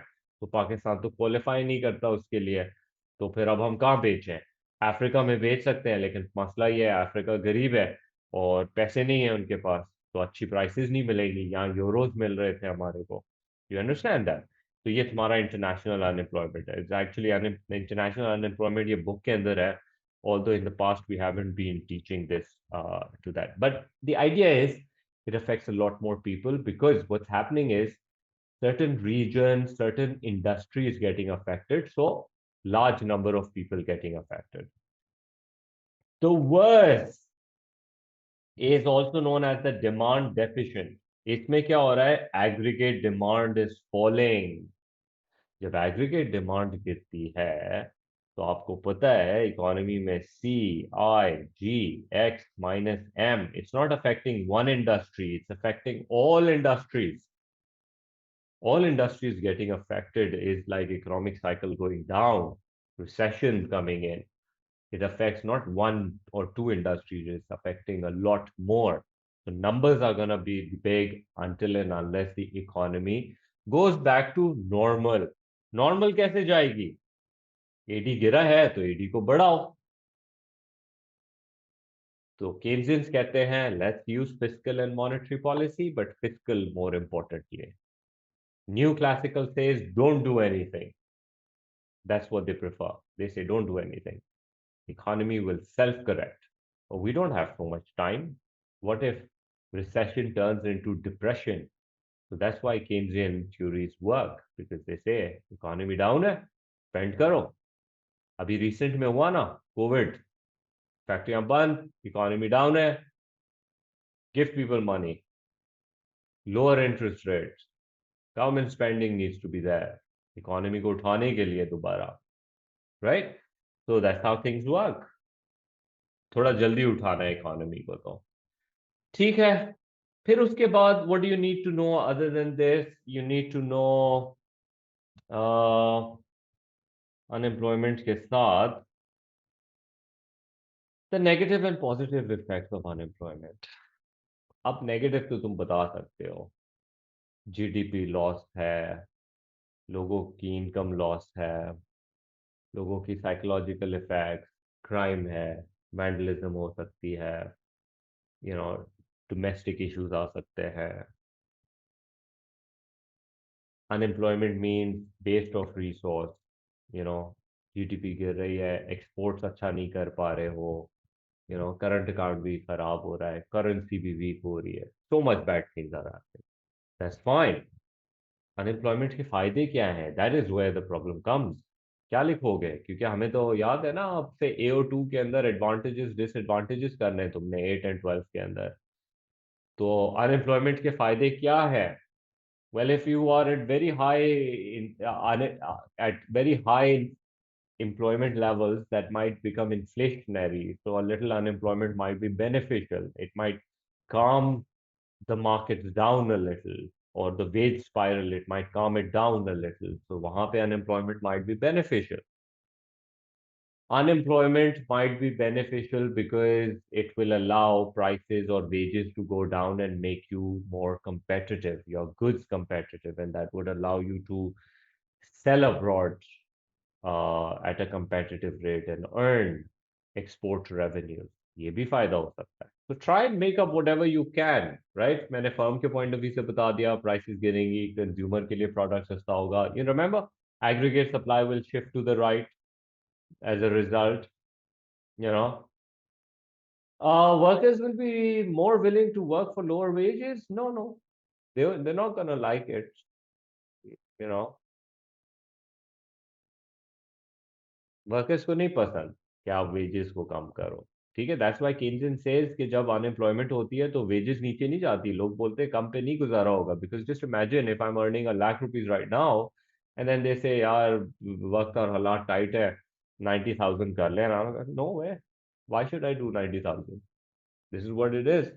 लेकिन अगर मेरी नौकरी कोई और लेने को तैयार होगा and my boss says, you know what, we're doing massive unemployment, either take a wage cut or come recommend, we'll get somebody else. तो फिर क्या करोगे? फिर न्यू क्लासिकल्स कहते हैं फिर आप वेज फॉरन कम करोगे, because that's how people think. Indians कहते हैं नहीं, इतनी जल्दी नहीं होता, वक्त लगता है. Things needs to go in a lot more troubled situation for workers to accept law. अभी जैसे पाकिस्तान में हो रहा है ना, मैसिव फायरिंग हो रही है, दराज has taken out a lot of people. तो इस तरह की जब ले ऑफ होंगे तो what's gonna happen is कि industries will realize कि इतनी मैसिव अनएम्प्लॉयमेंट हो गई है, तो they will be able to find really important and good hard working people, right, at lower wages. तो वो एक बैंक से उसको निकाला है इतनी हाई सैलरी के लिए, दूसरा बैंक उसको उठा लेगा लो वेज के ऊपर, बिकॉज मार्केट में अनएम्प्लॉयमेंट है. You get it? Should you discuss from both Keynesians and new classicals way? If you understand it and you know it, sure, कर लेना, जरूरी नहीं है. ठीक है ना? आई हैव, मुझे बस जबरदस्ती का शौक है to talk about this, because ये अगले साल तो इस पे बहुत ज्यादा डिस्कशंस हैं हमारे, बट आई फील कि ये इम्पोर्टेंट है टू हैव डिस्कशन. ठीक है जी. So the goods and the bads. Make sure that you learn these goods and the bads of unemployment. I just foreign I made a few. Okay जी. Inflation का chapter जहां तक demand पुल और cost push है मैं नहीं कराऊंगा. Demand pull, cost push and it's diagram. High time you should know how it works. इसके अंदर इंपॉर्टेंट क्या है?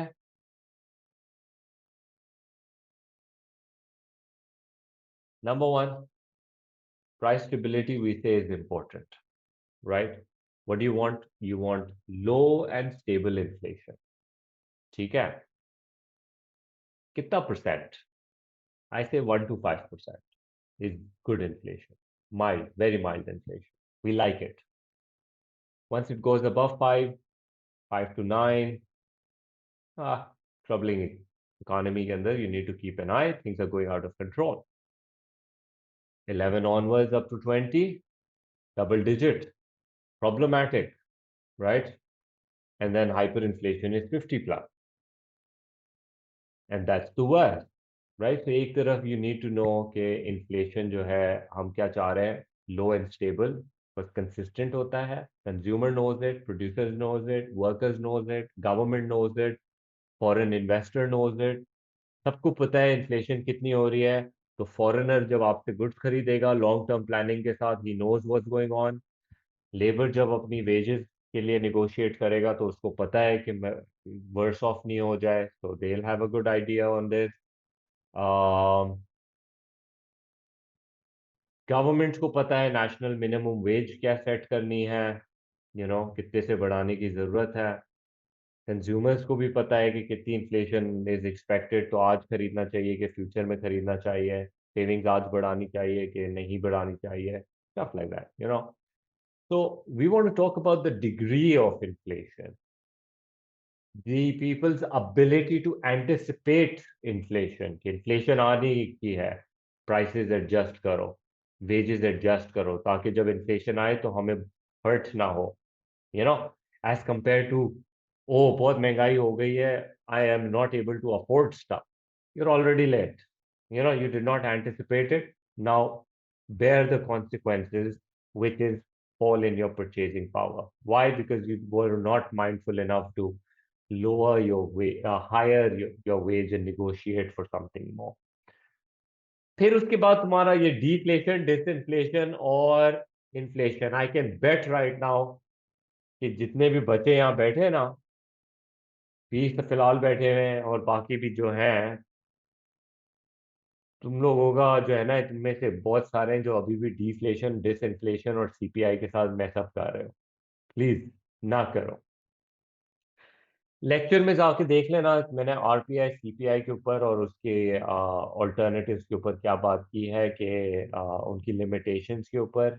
ऐसे माइट कम ऑन दैट फजूल के अंदर, you know, don't give a chance. छोटी सी चीज है, सीख लेना उसके अंदर कि सीपीआई वगैरह कैसे कैलकुलेट होता है and all of that. It can be an important thing. ठीक है। लास्टली इन्फ्लेशन के advantages and disadvantages and deflation के एडवांटेजेस एंड डिसएडवांटेजेस इधर नहीं लिखा हुआ, but you should know deflation के advantages and disadvantages. They very simple honestly. The last thing I want to do is talk about it. ठीक है। um,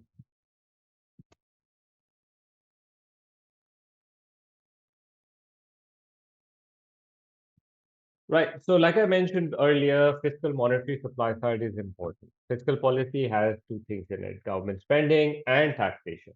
Right? We're well aware of that. Taxation के अंदर usually we're talking about the direct and the mostly direct taxes because that affects the aggregate demand. But remember, even indirect taxes AD को affect जरूर करते हैं. एक single product market के अंदर हम supply curve को indirect tax से shift करते हैं, but यहाँ पर हम indirect taxes से भी AD को भी shift कर सकते हैं. In one of the MCQs, they've actually tested you on that. लेकिन ज़्यादातर let's keep it simple, income tax. Government spending or taxation, what we want to know is number one, government का budget plan क्या है, इसको budget stand भी कह सकते हो. What is their stand on the budget? What we mean to ask is, are they going for an expansionary or are they going for a contractionary, depending on which direction they want aggregate demand to go and which side they want the economy to move. Expansionary में government spending goes up, tax goes down, and contractionary के अंदर the opposite would happen, and AD will get affected accordingly. Government may have a budget surplus. When they say a budget has a surplus in it, what does that mean? Budget surplus लिखा है तो government spending and taxes. ठीक हो गया. अगर उन्होंने लिखा है current account surplus, whole new different thing, nothing to do with government spending and taxation. Budget surplus लिखा है तो that means government spending is less, tax is more. What happens to the economy? Well, इसको ऐसे लिखोगे, the leakages are more than the injection. There's more money going out of the circular flow than coming into the circular flow. Economy is going to fall, the economy is going to shrink, aggregate demand is going to go down. और फिर aggregate demand go down के फिर जो भी objectives पे effect आएगा, you should be capable enough to discuss. If they have a deficit, or and be careful in the essays when they say they are increasing the deficit, what does that mean? Well, maybe what they are looking for is more government spending compared to the taxes. उसमें क्या होगा? उसमें तो AD बढ़ेगा, economy will grow, you know, so economic growth, actual economic growth will rise and all. तो इसका ख्याल करोगे फिर तुम. नेशनल डेट का क्या मतलब होता है? मुल्क पे टोटल कर्जा कितना है, दैट्स योर नेशनल डेट, जो वक्त के साथ ग्रो करता है. Explain the indirect taxes.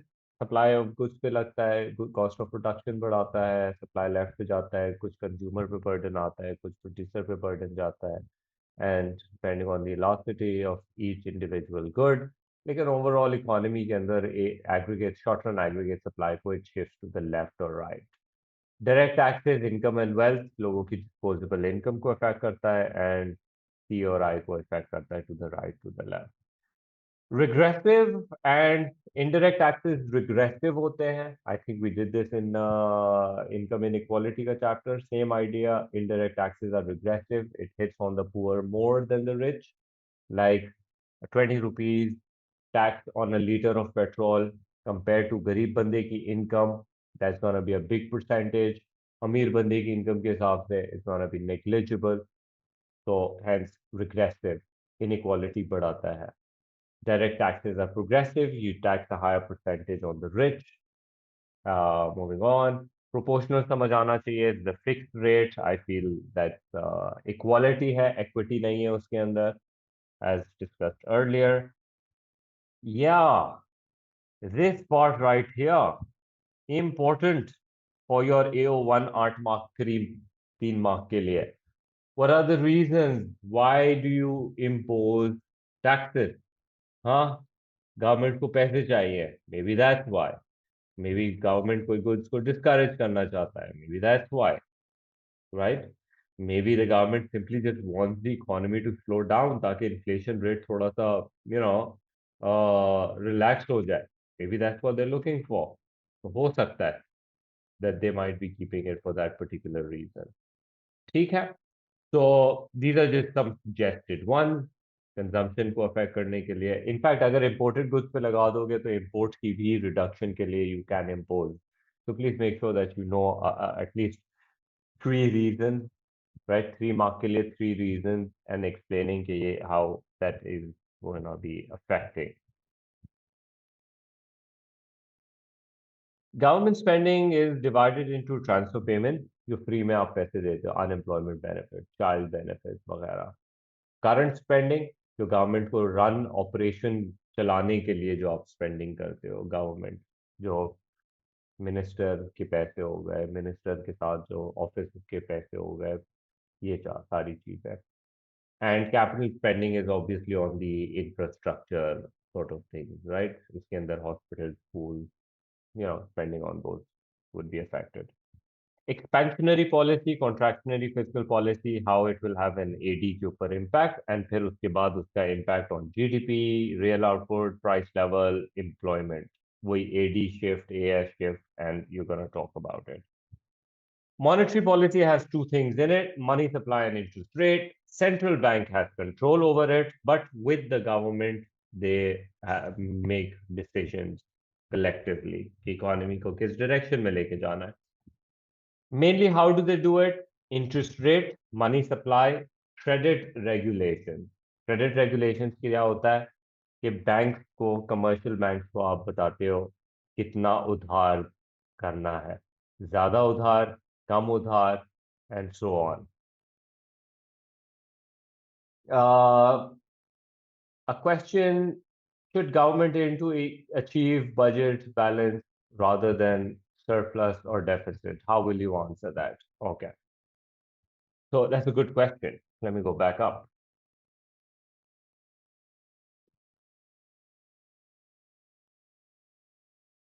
First, advantages, disadvantages. If you're going for a budget deficit, right, what are the advantages? AD shift, AD goes up. AD goes up, economic growth increases, price might rise. That's the negative side, disadvantage. Employment will increase. That's a good thing. People will make more money, spend more, better standard of living, you know. Uh, but it's quite possible government might start importing more goods and services, which might end up hurting your current account and maybe your currency, because imported negatively affect karega. Because there is obviously government also spends on all these fancy weapons and things like that. So say import बढ़ेगा. Budget surplus का क्या फायदा है? Budget surplus का फायदा ये है कि इन्फ्लेशन कंट्रोल में आ सकती है। गवर्नमेंट उधार अगर लिया हुआ है, गवर्नमेंट ने लोन्स लिए हुए हैं, वो पे ऑफ हो सकते हैं। गवर्नमेंट के पास फ्यूचर में किसी ट्रबल टाइम के लिए कैश इन हैंड होगा, they can increase spending over there. Okay. Disadvantage, economy is going to slow down because you're taking out more money from the economy than putting back in. Negative, right? So ये मैंने advantages और disadvantages. Now, whether the government should go for a balance than a surplus or a deficit. Well, it depends. It depends on what type of a budget deficit the government is undertaking. If the government has a structural deficit. What do I mean by structural deficit? What I mean is कि अगर government की spending is more on the current side, government को run करना इतना ज़्यादा expensive है, that is inefficient. You're not spending on capital. Government spending जो अभी हमने कहा ना, current spending versus capital spending, government के point of view से, if the government is doing capital spending, we know education, healthcare, in the long run, it's going to pay off somehow. Higher productivity and keep point of view set and more ability to increase your potential capacity. लेकिन अगर current spending जैसे पाकिस्तान के अंदर हम कहते हैं कि हमारा बहुत मेजर स्ट्रक्चरल स्पेंडिंग है on military non combat expenses and बड़ी बड़ी governments and ministries who are doing nothing, so that's a waste of money, right? And at the end of the day, budget deficit leads to borrowing, and that leads to interest payment. So capital spending might be good, but current spending ज़्यादा है, so that's not favorable, especially if you already have loans and you're getting loans at very high rate. So deficit बुरा है उस case के अंदर। Deficit surplus किस case के अंदर, इवैल्यूएशन के अंदर, इफ आई वाज टू से should they go for surplus, advantages disadvantage तो मैं वैसे ही ऊपर डिस्कस कर चुका हूँ। तो then I would suggest something like, या देखो size of the surplus matters also. Too much surplus is not good. Little bit surplus, safety money is not a bad idea to do if you're able to. लेकिन अगर तुम्हारी economy गरीब है और तुम्हारी already spending is more, even at rock bottom cut down भी करो, so your spending is already so low and your tax collection, because of poor tax collection, you don't have much, you know, अब क्या करोगे फिर? तो ऐसी situation के अंदर ऑब्वियसली सरप्लस भी होना प्रॉब्लमैटिक है। We should aim for a balance, okay, but you will not always have that because it depends on the economic cycle. ये मैं 8 मार्क की तुमको ऑलमोस्ट इवैल्यूएशन बता दी है from all different sides, but the main thing is answer का structure कैसा है। Advantages disadvantage, what is it? Budget surplus क्या होता है? Advantage disadvantage. डेफिसिट क्या होता है? Advantage disadvantage. Under what circumstances deficit will work, under what circumstances surpluses will work. Final evaluation, government should aim for a balanced one, but they will not always likely to have it. ये तुम्हारा structure है. Probably tomorrow we'll deal with a question like this. Moving on, with a similar idea, then we talk about the monetary policy. Same concept. ठीक है जी, वही money supply, interest rate, credit regulations, AD के अंदर shifts आएंगे, और उसकी वजह से आपके डिफरेंट मैक्रो इकोनॉमिक ऑब्जेक्टिव्स पे क्या इफेक्ट आएगा। Simple. When we talk about supply side policy, we're focusing on the LRAS. LRAS के अंदर आप ADAS के डायग्राम के साथ LRAS को राइट पे शिफ्ट करोगे तो यू विल नोटिस इन्फ्लेशन भी कंट्रोल में आएगी, आउटपुट भी बढ़ेगा, एम्प्लॉयमेंट भी बढ़ेगी, इंटरनेशनली प्रोडक्ट ज़्यादा भी बिकेगा, करंट अकाउंट भी अच्छा हो जाएगा, फॉरेन करेंसी करंट आपकी फॉरेन करेंसी भी स्टेबल होगी। So good things all across, right? So very important supply side policies, both product of factor market may. They have suggested a few. I would recommend learn a few by heart. I would recommend this one. I would recommend this one. Some infrastructural, अच्छे हैं ये.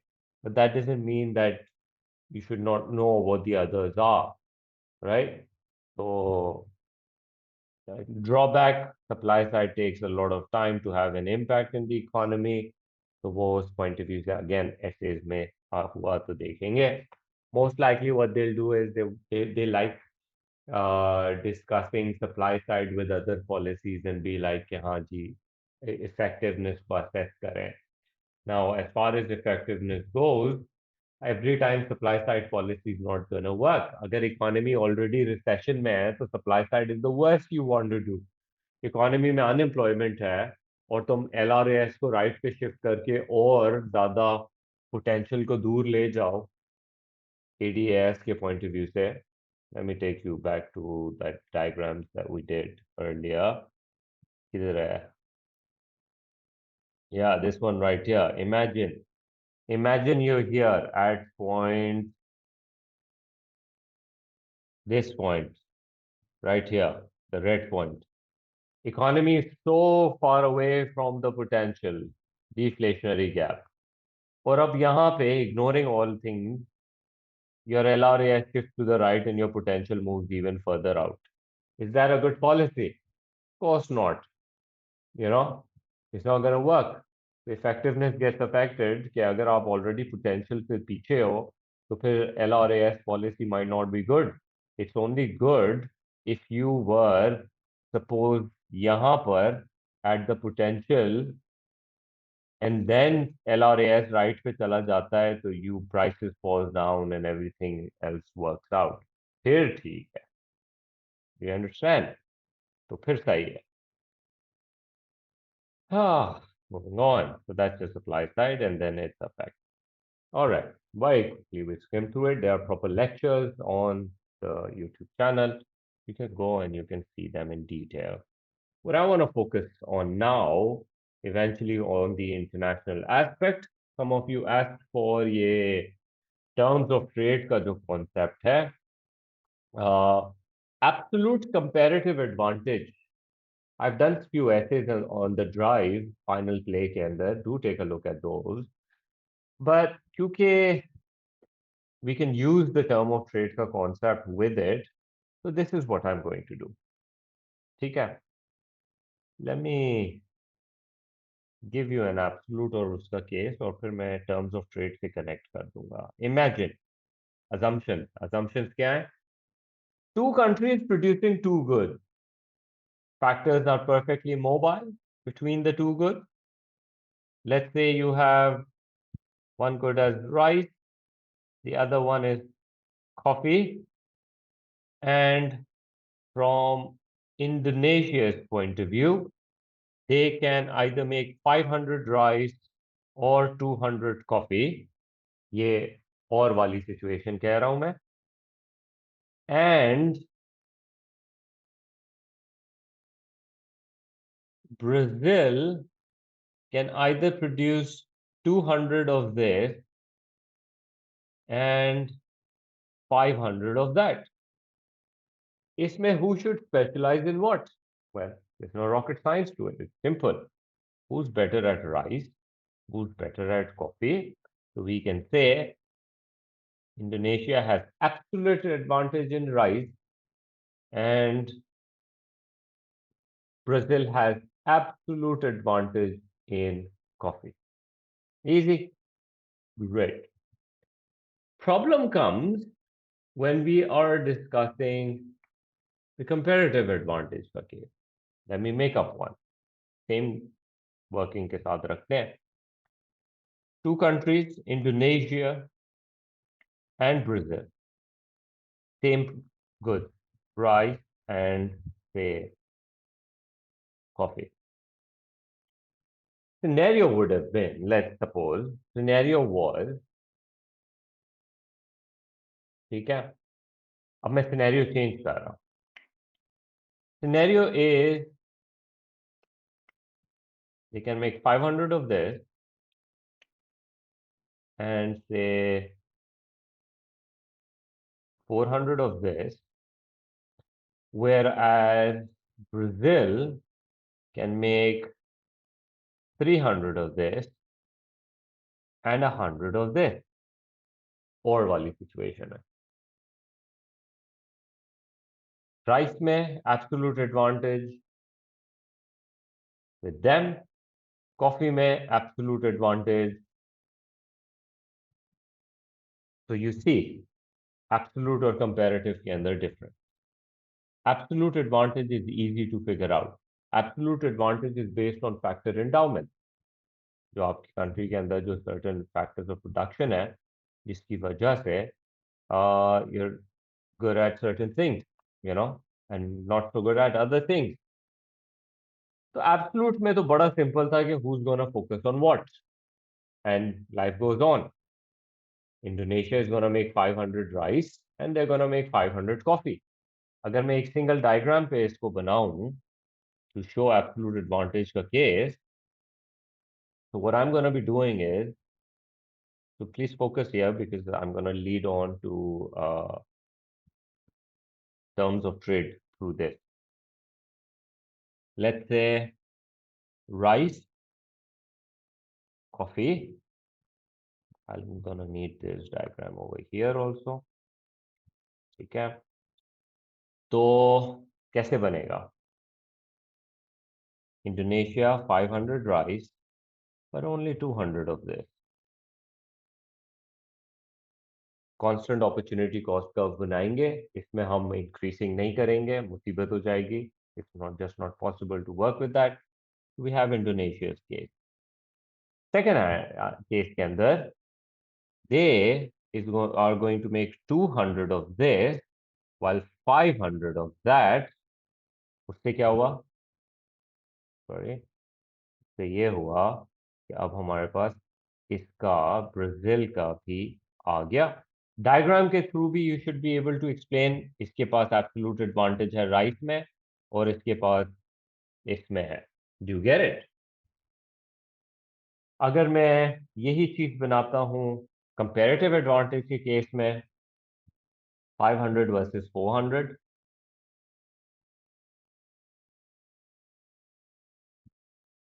I'm going to need a few more diagrams. 500 and 400, right? 500, 400. This is for Indonesia. And 300 and 100, that's for Brazil. वैसे तो मैं फौरन बता सकता हूँ कि ब्राज़ील को क्या चीज़ बनानी चाहिए और इंडोनेशिया को क्या चीज़ बनानी चाहिए. But first things first, what we know based on this data is that Indonesia has absolute advantage in both these goods, but they can't make both of these. They have to choose one in which they have comparative advantage. Opportunity cost उनकी कम होनी चाहिए. वैसे तो मैं ये देख के बता सकता हूँ कि यहाँ पे कॉफी के अंदर मुझे इंडोनेशिया के पास काफी बड़ा अपर हैंड नजर आ रहा है as compare to here. Over here they very much close. यहाँ पे जो फार कॉफी के अंदर यू हैव ग्रेटर एडवांटेज. देख लेते हैं कैसे देखोगे. अपॉर्चुनिटी कॉस्ट इक्वेशन बना के पहले इंडोनेशिया की इक्वेशन बनाते हैं हम. कैसे? इंडोनेशिया बना सकता है 500 राइस या 400 कॉफी. ठीक है, अगर वो एक राइस बनाने जाता है ना, please I got to tell you this, try to do it this way. तुम लोग वो जो क्रॉस मल्टीप्लिकेशन करते हो ना, उसके अंदर तुम ये 1 hour is equal to how many Cs, ये जब तुम लोग नहीं लिखते हो और फिर तुम क्रॉस मल्टीप्लाई करते हो तो then you make blunders because you not looking at के अच्छा एक राइस को बनाने में मुझे 0.8 कॉफी गिव अप करनी पड़ गई थी. ठीक है, that is sort of like a price of rice in terms of coffee. ये 0.8 कॉफी गिव अप करूंगा तो एक राइस मुझे मिलेगा. और अगर एक कॉफी मैं बनाने जाता हूं तो 500 divided by 400, 5/4 is 1.25. I give up 1.25 rice. Do you see? ये तो हो गई इसकी equation. Now I'm going to make another equation. अब मैं ब्राजील के पॉइंट ऑफ व्यू से देखूंगा. और जरूरी है, you can conclude from this by the वे, कि जी इसकी अपॉर्चुनिटी कॉस्ट कम है राइस बनाने में एज कंपेयर टू ये, तो यही होना चाहिए. Don't go ahead of yourself. दूसरे की भी इक्वेशन करो, एक दफा जरूर देखो. एक राइस बनाने में 0.33 कॉफी गिव अप करते हैं, और एक कॉफी बनाने में 3 राइस गिव अप करते हैं. तो देखा जाए तो ब्राजील की भी अपॉर्चुनिटी कॉस्ट राइस में बेहतर है, इसकी भी अपॉर्चुनिटी कॉस्ट राइस में बेहतर है. बट दोनों तो नहीं बना सकते. जो ज्यादा अच्छा होगा, जिसकी ज्यादा लोअर अपॉर्चुनिटी कॉस्ट होगी, वो राइस बनाएगा. और जिसकी अपॉर्चुनिटी कॉस्ट कम होगी क्लोथिंग, सॉरी, कॉफी में, वो कॉफी बनाएगा. This is how we made the assessment. ठीक हो गया. अब we decided gonna make what. तो मैं इनको क्या करता हूँ, मैं इनको ये अपने ये जो डायग्राम मैंने बनाया है ना, इसको दो टर्म्स ऑफ ट्रेड के लिए मैं दो अलग डायग्राम्स पे सेपरेट कर देता हूँ. ठीक है, just for the sake of. तो पहला इंडोनेशिया का हमें पता है 500 और 400. मैं ऊपर से ही लाइन उठाता हूँ. 500 एंड 400 की कैसी है, ये वाली लाइन है, right? This one right here. Let me pick this line and bring it here. 500 and 400, ये इंडोनेशिया का आ गया मेरे पास. 500 एंड 400. और इंडोनेशिया क्या बना रहा है? इंडोनेशिया बना रहा है कॉफी. तो यानी कि इंडोनेशिया ने डिसाइड कर लिया है कि हम 400 कॉफी बनाएंगे. ठीक है. Why have I highlighted this point on my graph right here? Is because मेरा ट्रेडिंग पॉसिबिलिटी कर्व जो है, वो यहां से पिवट होगा. अंडरस्टूड? क्योंकि उन्होंने डिसाइड कर लिया है. अब दूसरा, अम, ये लोग क्या बनाएंगे, इसका भी लिख लेते हैं. ये लोग 300 राइस बना रहे हैं और 100 कॉफ़ी बना रहे हैं. लेकिन हमने यहाँ पे देख लिया है कि ब्राज़ील राइस बनाएगा. जब वो राइस बनाएगा तो दैट मीन्स 300 राइस उन्होंने बना दिए. मैंने पॉइंट मार्क कर लिया. ठीक हो गया. Now hold this thought. अभी टर्म ऑफ ट्रेड हमने डिस्कस नहीं करना शुरू किया.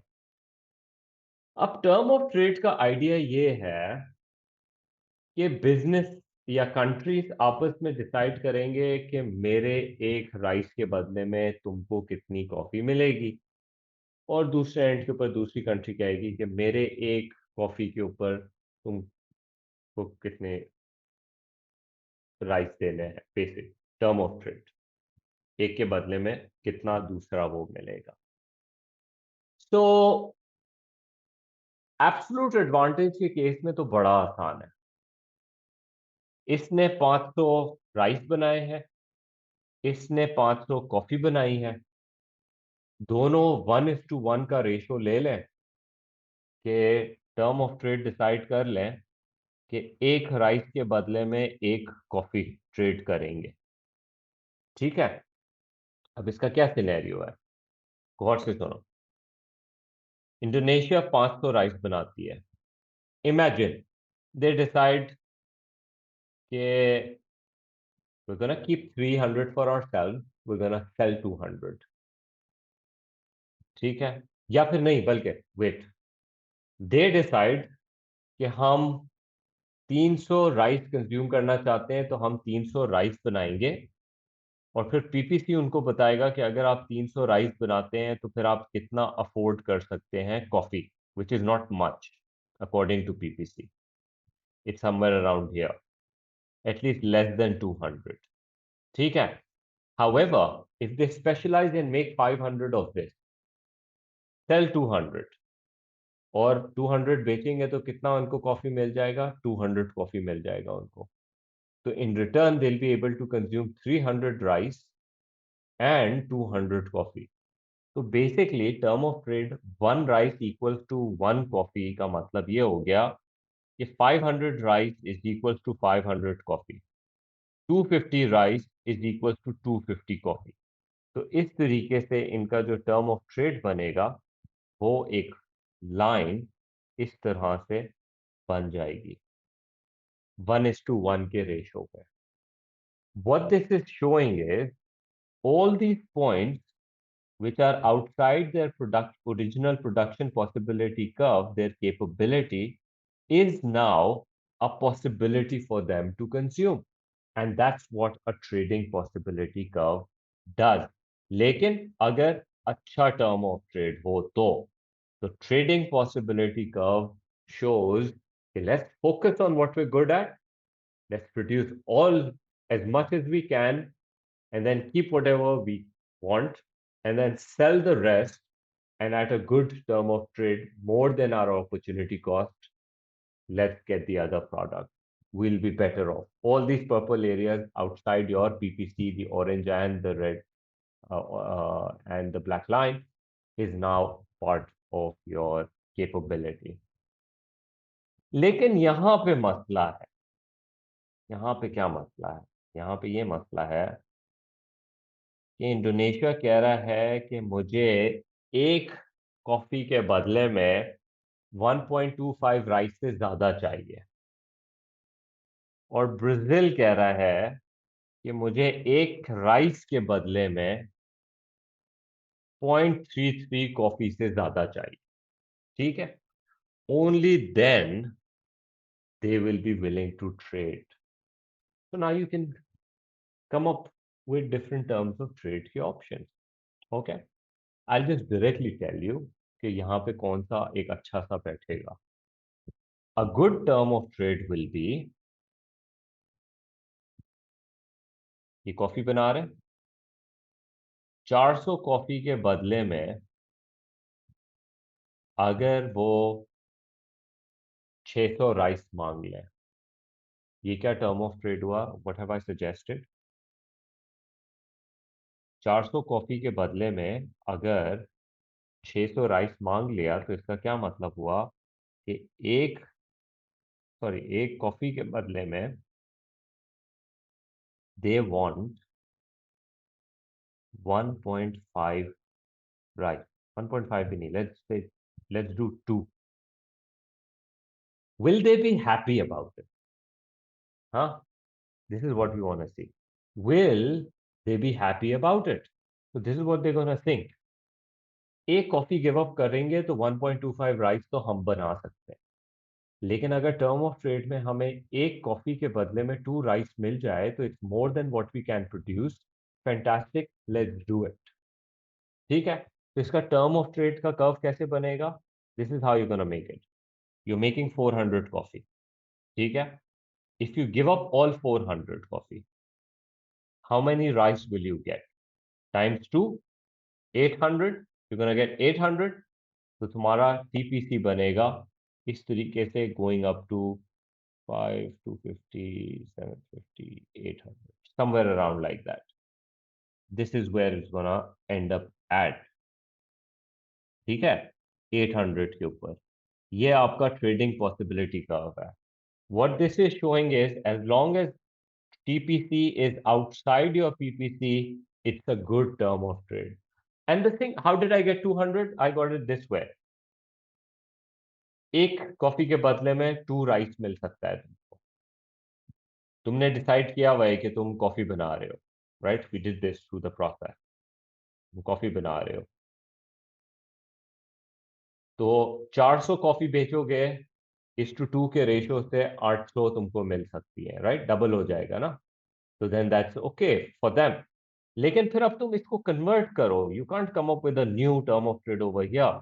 If one coffee is equals to 2 rice, that means one rice is equals to 0.5 coffee। इसको मैं चेंज कर रहा हूँ, term of trade needs to be in the same math basically. ठीक है, If one coffee is equals to two rice, then one rice is equals to half a coffee. अब बात यह है, एक राइस के बदले में ब्राजील 0.33 कॉफी तो खुद भी बना सकता था, लेकिन now they getting 0.5 coffee in return. That's a good term of trade for them also. So let's say if they're making 300, right? If they're making 300 rice और हर राइस के बदले में 0.5 कॉफी मिलेगा, तो basically they're gonna get half of it, which is 150. ये तुम्हारा 150 mark आ गया. TPC pivot shifting to the right. TPC is more than the PPC curve. So that means it's favorable on both sides. This is how you judge whether a term of trade is good or not. You understand that? और फिर तुम इस तरीके से decide करोगे. That's your idea of trading possibility curve. ठीक है? It's there in my lectures. How are you doing it? There's a simple process to it. You find out the opportunity cost. अच्छा, एक मैं तुम्हारे को एक आसान तरीका भी बता देता हूँ कि अगर if you need to make up a term of trade, all you do is, अगर one coffee is equals to 1.25 rice है ना, just come up with a value closer to this number. ठीक है, 1.5 would have worked perfectly also. One two में two तो चल गया, three नहीं चलता.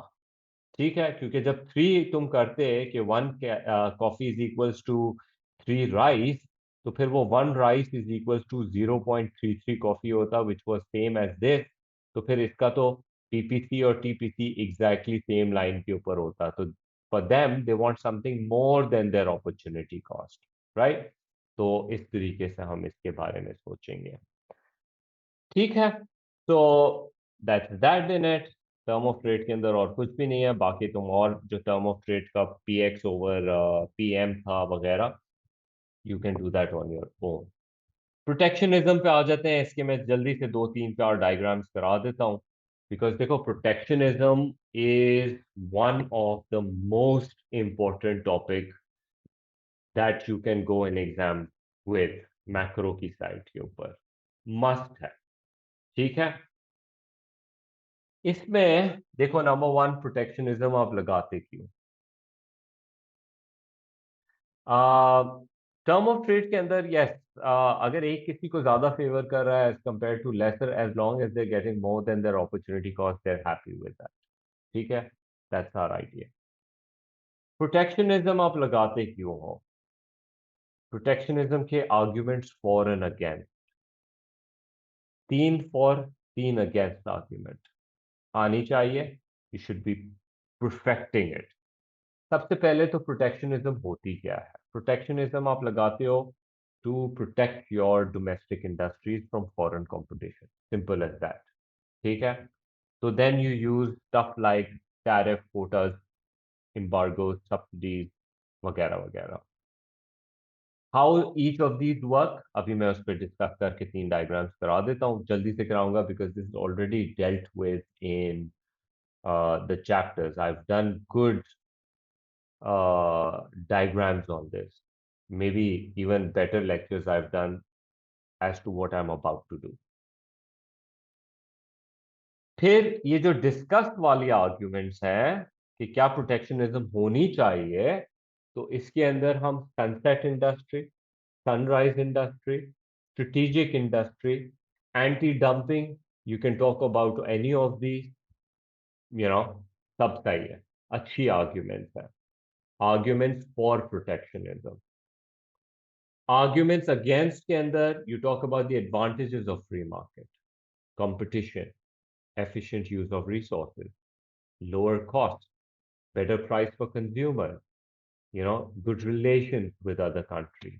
बस बैरियर्स के अंदर रिलेशन खराब हो जाते हैं. बैरियर्स के अंदर प्राइसेस बढ़ जाती हैं. बैरियर्स के अंदर इंपोर्ट कम होता है तो क्वालिटी भी कम हो जाती है.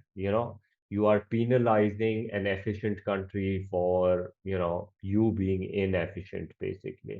It can hurt relations, right? तो अच्छी क्वालिटी आपको मिलेगी फ्री ट्रेड में, अच्छी वैरायटी मिलेगी, एफिशिएंट गुड क्वालिटी प्रोडक्ट मिलेगा, नए टाइप्स ऑफ प्रोडक्ट्स मिलेंगे, कंट्री स्पेशलाइज करेंगी, all of those advantages. I might be repeating my self, but उसको याद करो, these advantages and disadvantages, you never know फिर इस पे ही कैसे उठा के दे दे वो। अब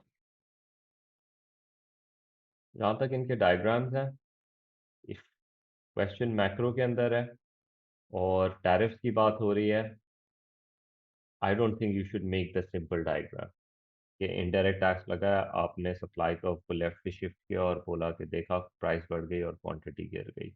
that would be too lazy. तो what we are doing is we talking about कि किस तरह से domestic, this is S D not S O, domestic supply, domestic demand, this is where the markets clear. पर आपको पता है international prices सस्ती हैं, जब भी तो आप इंपोर्ट कर रहे थे। तो आप इंपोर्ट करते हैं वर्ल्ड प्राइस के ऊपर, let's call it PW and let's call it world supply SW. So right now, domestic producers have no choice but to compete at this price, right? They have no choice. So they're going to produce only Q1 and consumers want Q2, which leads to a massive shortage in the economy. And so we say, यदि shortage हुई है, तो let's import this shortage. ठीक हो गया, तो आप इतनी क्वांटिटी इंपोर्ट करोगे। कंज्यूमर का सरप्लस क्या है? ये बहुत सारा कंज्यूमर का सरप्लस है। ठीक है, डोमेस्टिक प्रोड्यूसर्स का क्या सरप्लस है? वेल, वो बेचारों का सरप्लस थोड़ा सा कम हो गया है, वो उनका सरप्लस सिर्फ इतना है, below the price and above their supply curve. Consumers are much more in a happy place. But then producers do their rona dhona and puts tariff through government. एक second दो मुझे. I might need these diagrams. ठीक है. So they do their rona dhona and they get the tariffs in place. जिसकी वजह से the world supply after tariff goes up. It goes up to PW plus T. क्या हुआ? Well, local producers are better off a little, right? They're able to produce more. और क्या हुआ?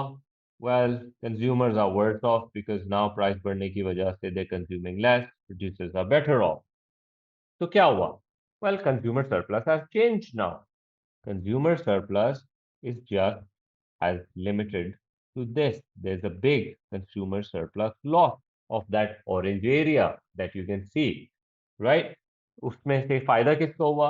Well, producer को हुआ because producer is getting this because of the higher price. ठीक है, और क्या हुआ? वेल, गवर्नमेंट को भी टैरिफ लगाने से कुछ मिल गया, राइट? तो ये भी फायदा हो गया। और क्या हुआ? वेल, एक डेड वेट लॉस क्रिएट हो गया है। ये यहाँ पे एक डेड वेट लॉस क्रिएट हो गया और यहाँ डेड वेट लॉस, जो फजूल में तुमने प्राइस बढ़ा के डोमेस्टिक प्रोड्यूसर्स की इनएफिशिएंसी को प्रमोट किया है और कंज्यूमर्स को फजूल में पीनलाइज किया है। तो these would be your loss of consumer surplus areas and in promoting inefficiency. This is how the diagram goes. We've done this diagram um, in other lectures of mine. ठीक है, फिर जब हम कोटा की बात करते हैं, तो कोटा में क्या होता है? कोटा के अंदर तो एक फिजिकल लिमिट लगती है। Everything exactly the same, physical limit लगानी है। तो क्या करेंगे? एक सर्टेन अमाउंट डोमेस्टिक सप्लाई में आ ही रही है आपके पास, फिर उसमें आपने डिसाइड किया एक सर्टेन अमाउंट का कोटा दे देते हैं, तो क्या होगा? आपकी टोटल सप्लाई जो है, your total supply is going to shift to the right. ठीक है, ये आपका टोटल सप्लाई हो गया। ये क्या है? इसमें इसमें डोमेस्टिक सप्लाई है और कोटा भी है। कोटा कितना है? ये distance, this is the amount of quota. और ये देखो, ये पैरेलल चल रहा है, दैट मीन्स कोटा लगा है ना, quota is the physical limit. अब हुआ ये है कि वर्ल्ड प्राइस के ऊपर originally you were willing and able to supply this much, ठीक है, which you will still do. बाहर से थोड़ा कोटा के थ्रू ये भी आ गया, तो मार्केट में क्या हुआ कि पीडब्ल्यू की प्राइस के ऊपर इस वक्त मार्केट के अंदर टोटल सप्लाई इतनी है और टोटल डिमांड इतनी है। there's a shortage. What is this shortage going to do? It's gonna raise the price, and markets are going to clear at this point because देखो, you cannot go beyond the quota. आप world price के ऊपर इतनी domestic इतना कोटा आ रहा है because remember ये कोटा से राइट पे गया था, this is your quota, but total supply after quota इतनी है, तुम इतनी नहीं बना सकते हो बिकॉज कोटे का लिमिट है। कोटा अगर बढ़ जाए और ये यहाँ से क्रॉस थ्रू हो जाए तो दैट्स फाइन, आप इंपोर्ट कर लेना, लेकिन कोटा यहाँ रुक गया है इस प्राइस के ऊपर। तो जब शॉर्टेज होगी तो that will raise the price, and foreigner को भी फायदा हो गया if they want to take advantage of this situation. I hope that makes sense. I've gone a bit too fast on it, but that's how it goes. इसके proper lectures देख लेना। Lastly फिर हम सब्सिडी की बात करते हैं। Subsidy के केस के अंदर क्या होता है, हमें पता है एक्सपोर्ट सब्सिडी से क्या होता है कि हमारा सब्सिडी के बाद सप्लाई कर्व जो है वो राइट पे शिफ्ट कर जाता है, राइट। हमारा सप्लाई कर्व जो है, सॉरी, हमारा जो सप्लाई कर्व है वो राइट पे शिफ्ट कर जाएगा। अब जब ये राइट पे शिफ्ट हुआ तो हुआ क्या, लेट मी राइट, ये सब्सिडी के बाद ऐसा है।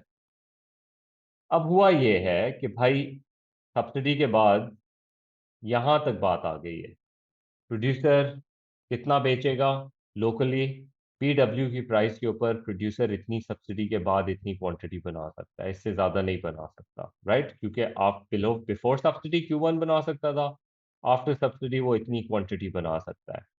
ठीक है, अब मार्केट में शॉर्टेज है अभी भी, लेकिन ये शॉर्टेज इंपोर्ट हो सकता है क्योंकि इंपोर्ट पे तो रिस्ट्रिक्शन नहीं है ना, इट्स नॉट द कोटा वाला सीन, राइट। तो इतना क्वांटिटी जो है वो इंपोर्ट हो जाएगा,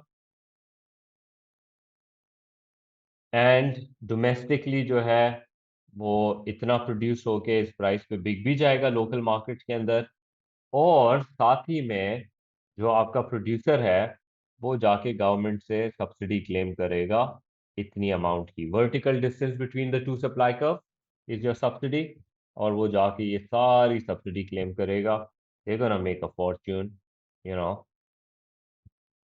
तो प्रोड्यूसर का रेवेन्यू अच्छा सारा हो जाएगा, ये ग्रीन एरिया सब्सिडी है, नीचे का एरिया मार्केट में बेच के कमाएंगे, तो अच्छा खासा पैसे कमाएंगे, और थोड़ा सा इंपोर्ट भी हो जाएगा। If you notice in all most of the cases tariff के अंदर प्राइसेस ऊपर जाती हैं, कोटा में भी प्राइस ऊपर जाती है, सब्सिडी के अंदर प्राइसेस ऊपर नहीं जाती हैं, लेकिन प्रोड्यूसर को अच्छे पैसे मिलते हैं, and basically that and your the types of subsidy main, ये तुम्हारे ट्रेड बैरियर्स की ये है, and then the argument for and against जरूरी है। अगेन फॉर एंड अगेंस्ट कि वो एसेस के अंदर ही डील करेंगे इवैल्यूएशन के, you know, whether protectionism will always be in favor or something like that, then obviously you will have to come up with certain made up arguments.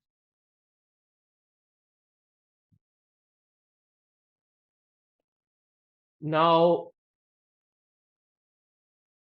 balance of payment has three accounts: current, capital, financial, but वो सिर्फ इस हद तक important है।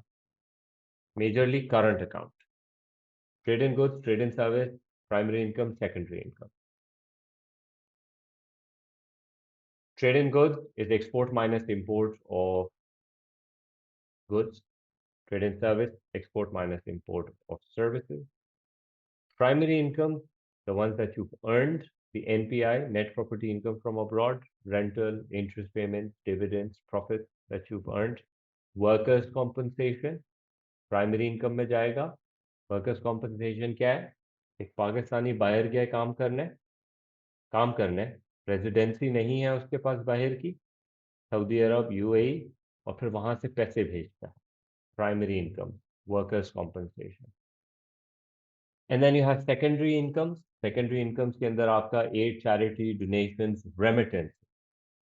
Remittance क्या होता है, एक Pakistani moves abroad, takes residency abroad, but sends Pakistan money to whoever.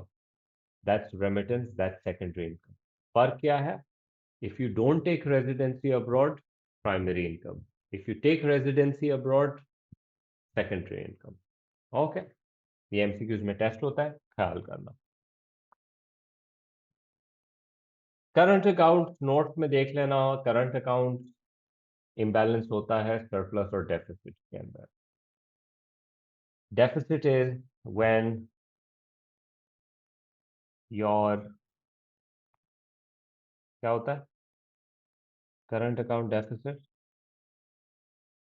When your inflow is less than the outflow. Current account surplus क्या होता है? When your inflow is greater than your outflow. Okay. Current account deficit किस वजह से हो सकता है? You are importing too much and you are not exporting enough. That could be due to your lack of competitiveness. It could be due to, again, your lack of competitiveness. You're importing more stuff, or you have not so good locally domestic produce. You like imported stuff, you know, or your country is, again वही सारी चीज़ें कम्पेटिटिवनेस की तरफ ही जा रही हैं. But sometimes it also happens कि आपका डेफिसिट किस लिए है? क्योंकि आप कहते हो कि जी मैं चाहता हूँ कि कुछ बाहर से अच्छे कैपिटल और मशीन्स मंगाऊं जो मेरे लॉन्ग रन प्रोडक्टिव कैपेसिटी को इंक्रीज कर सकें. So let's undertake these projects and get these machines. Let's take a deficit. Now, that's not a bad deficit. Also cyclical deficits are not so bad. जो आपको पता है कि अभी season है तो डाउन है, सीजन खत्म होगा तो ऊपर चला जाएगा, एंड सो ऑन. तो cyclical deficits are not to worry about. Small deficit, not a problem. Right. तो क्या चीजें प्रॉब्लम नहीं है? कैपिटल इन्वेस्टमेंट के ऊपर it's not a problem. Small size deficit is not a problem. cyclical deficit is not a problem. Then obviously problems are the opposite of these. Surpluses, अच्छा हो सकता है सरप्लस. सरप्लस अच्छा होने की क्या बात है? आपकी करेंसी स्ट्रांग होगी because there are more exports than imports at the expense of your local people. बेचारों का लिविंग स्टैंडर्ड थोड़ा सा गिर जाएगा अनफॉर्चुनेटली. ग्रोइंग इकोनॉमी में deficits are good, but again it depends. Like for example, Pakistan is a growing economy. We have a deficit. That's not good because हम मशीनों के ऊपर नहीं कर रहे, हम महंगी गाड़ियों के ऊपर कंजम्पशन बेस्ड हमारा है. We're taking on loans and then what are we getting? We're getting wheat, we're getting rice, we're getting petrol. और फिर हम ये खा जाते हैं और फूक देते हैं, you know. So long run के अंदर you're really not benefiting as a result of this. सही है. तो डेफिसिट किस वजह से है मैटर्स अ लॉट. ठीक है. उसी तरह से अगर आपके पास सरप्लस है तो how big of a size of a surplus is good. Maybe it should not be so much, because the more surplus you have, that means the more you're exporting, and maybe your local people are suffering because you're not selling it to them and you're exporting, and now you have all this dollar lying around in the world, not being used for imports, not being invested anywhere. It's waste, it's not benefiting your countrymen, right? So, इस किस्म का surplus is not useful. Right. थोड़ा सा surplus होना चाहिए कि कल को कोई डेफिसिट हो तो you can basically use them. तो ये again for your essay reason advantages and disadvantages of a country surplus. You need to know this. Okay. And then evaluation ke andar you're going to talk about mainly about the size of the deficit and you know, is it a persistent deficit? Is it a deficit because you're getting wheat, you're getting all these chips जो select store के अंदर imported चीजें पड़ी होती हैं, irrelevant stuff, and people end up spending so much on those cat foods and all. ठीक है. तो that's that. Exchange rate heavy topic है. Diagrams बनाने आने चाहिए, डिफाइन करना आना चाहिए, कर्व्स की शिफ्टिंग्स आनी चाहिए. ठीक है। उसके बाद डेप्रिसिएशन का impact on your ADAS curve along with current account and everything, ये सारे रिलेशनशिप्स आने चाहिए। What do I mean? Look, if my currency depreciates, price of export falls down, X goes up. Price of import goes up, M goes down. X minus M ka overall, the figure is gonna go up. When this happens, my current account improves. When this happens, my aggregate demand improves. And maybe inflation comes in, economic growth increases, employment rises. अब मैं ADAS का AD shift to the right के साथ ये सारी चीजें बता रहा हूँ. You see how I depreciation का I made connection to all my macroeconomic policies. ठीक है? Objectives basically. This is required out of you that you should be able to do this. यही चीज तुम फिर अप्रिसिएशन के साथ भी एक्सप्लेन करना आना चाहिए तुमको. And then, for most important, elasticity. When you say depreciation will cause price of export to fall, what guarantees you have that exports will rise? Maybe your products are not so important, not so good, quality अच्छी नहीं है. They move on to somebody better, right? या फिर you reduce, the foreigners find it cheap. They come to you, they give you order, you say, we're at full capacity, we cannot make, nothing will happen here. You understand? And depreciation makes price of import go up, लेकिन आपका import के अंदर जो bill है वो सबसे ज्यादा necessity का है, in elastic, this will not fall. So your end result is not going to change because elasticity is not going to allow it. ठीक है? तो ये तुम्हें काउंटर आर्गुमेंट आनी चाहिए. Last but not the least in this, यही हमारी सारी पॉलिसीज, ये अभी मैंने ऑलमोस्ट में short run long run elastic in elastic की बात तो करके दे ही दी है. But how these policies are going to affect your ADAS, how can you make the connections are relevant? ठीक है? एक्सचेंज रेट के अंदर सिर्फ फ्लोटिंग आ रहा है तुम्हारे लिए. Fixed you don't need to know, or any other you don't need to know. Only floating. That's it. They're kind towards you guys. Understood? So that this part, ये जो आखिरी वाला मैंने sort of like छोड़ा है, the connection, this will be dealt with in the essays. I'm going to deal with this through essays because, you know, otherwise जाके पढ़ लेना, छोटी छोटी चीजें हैं, इन connections बनाई हैं इन्होंने in the notes, you know. So that's that.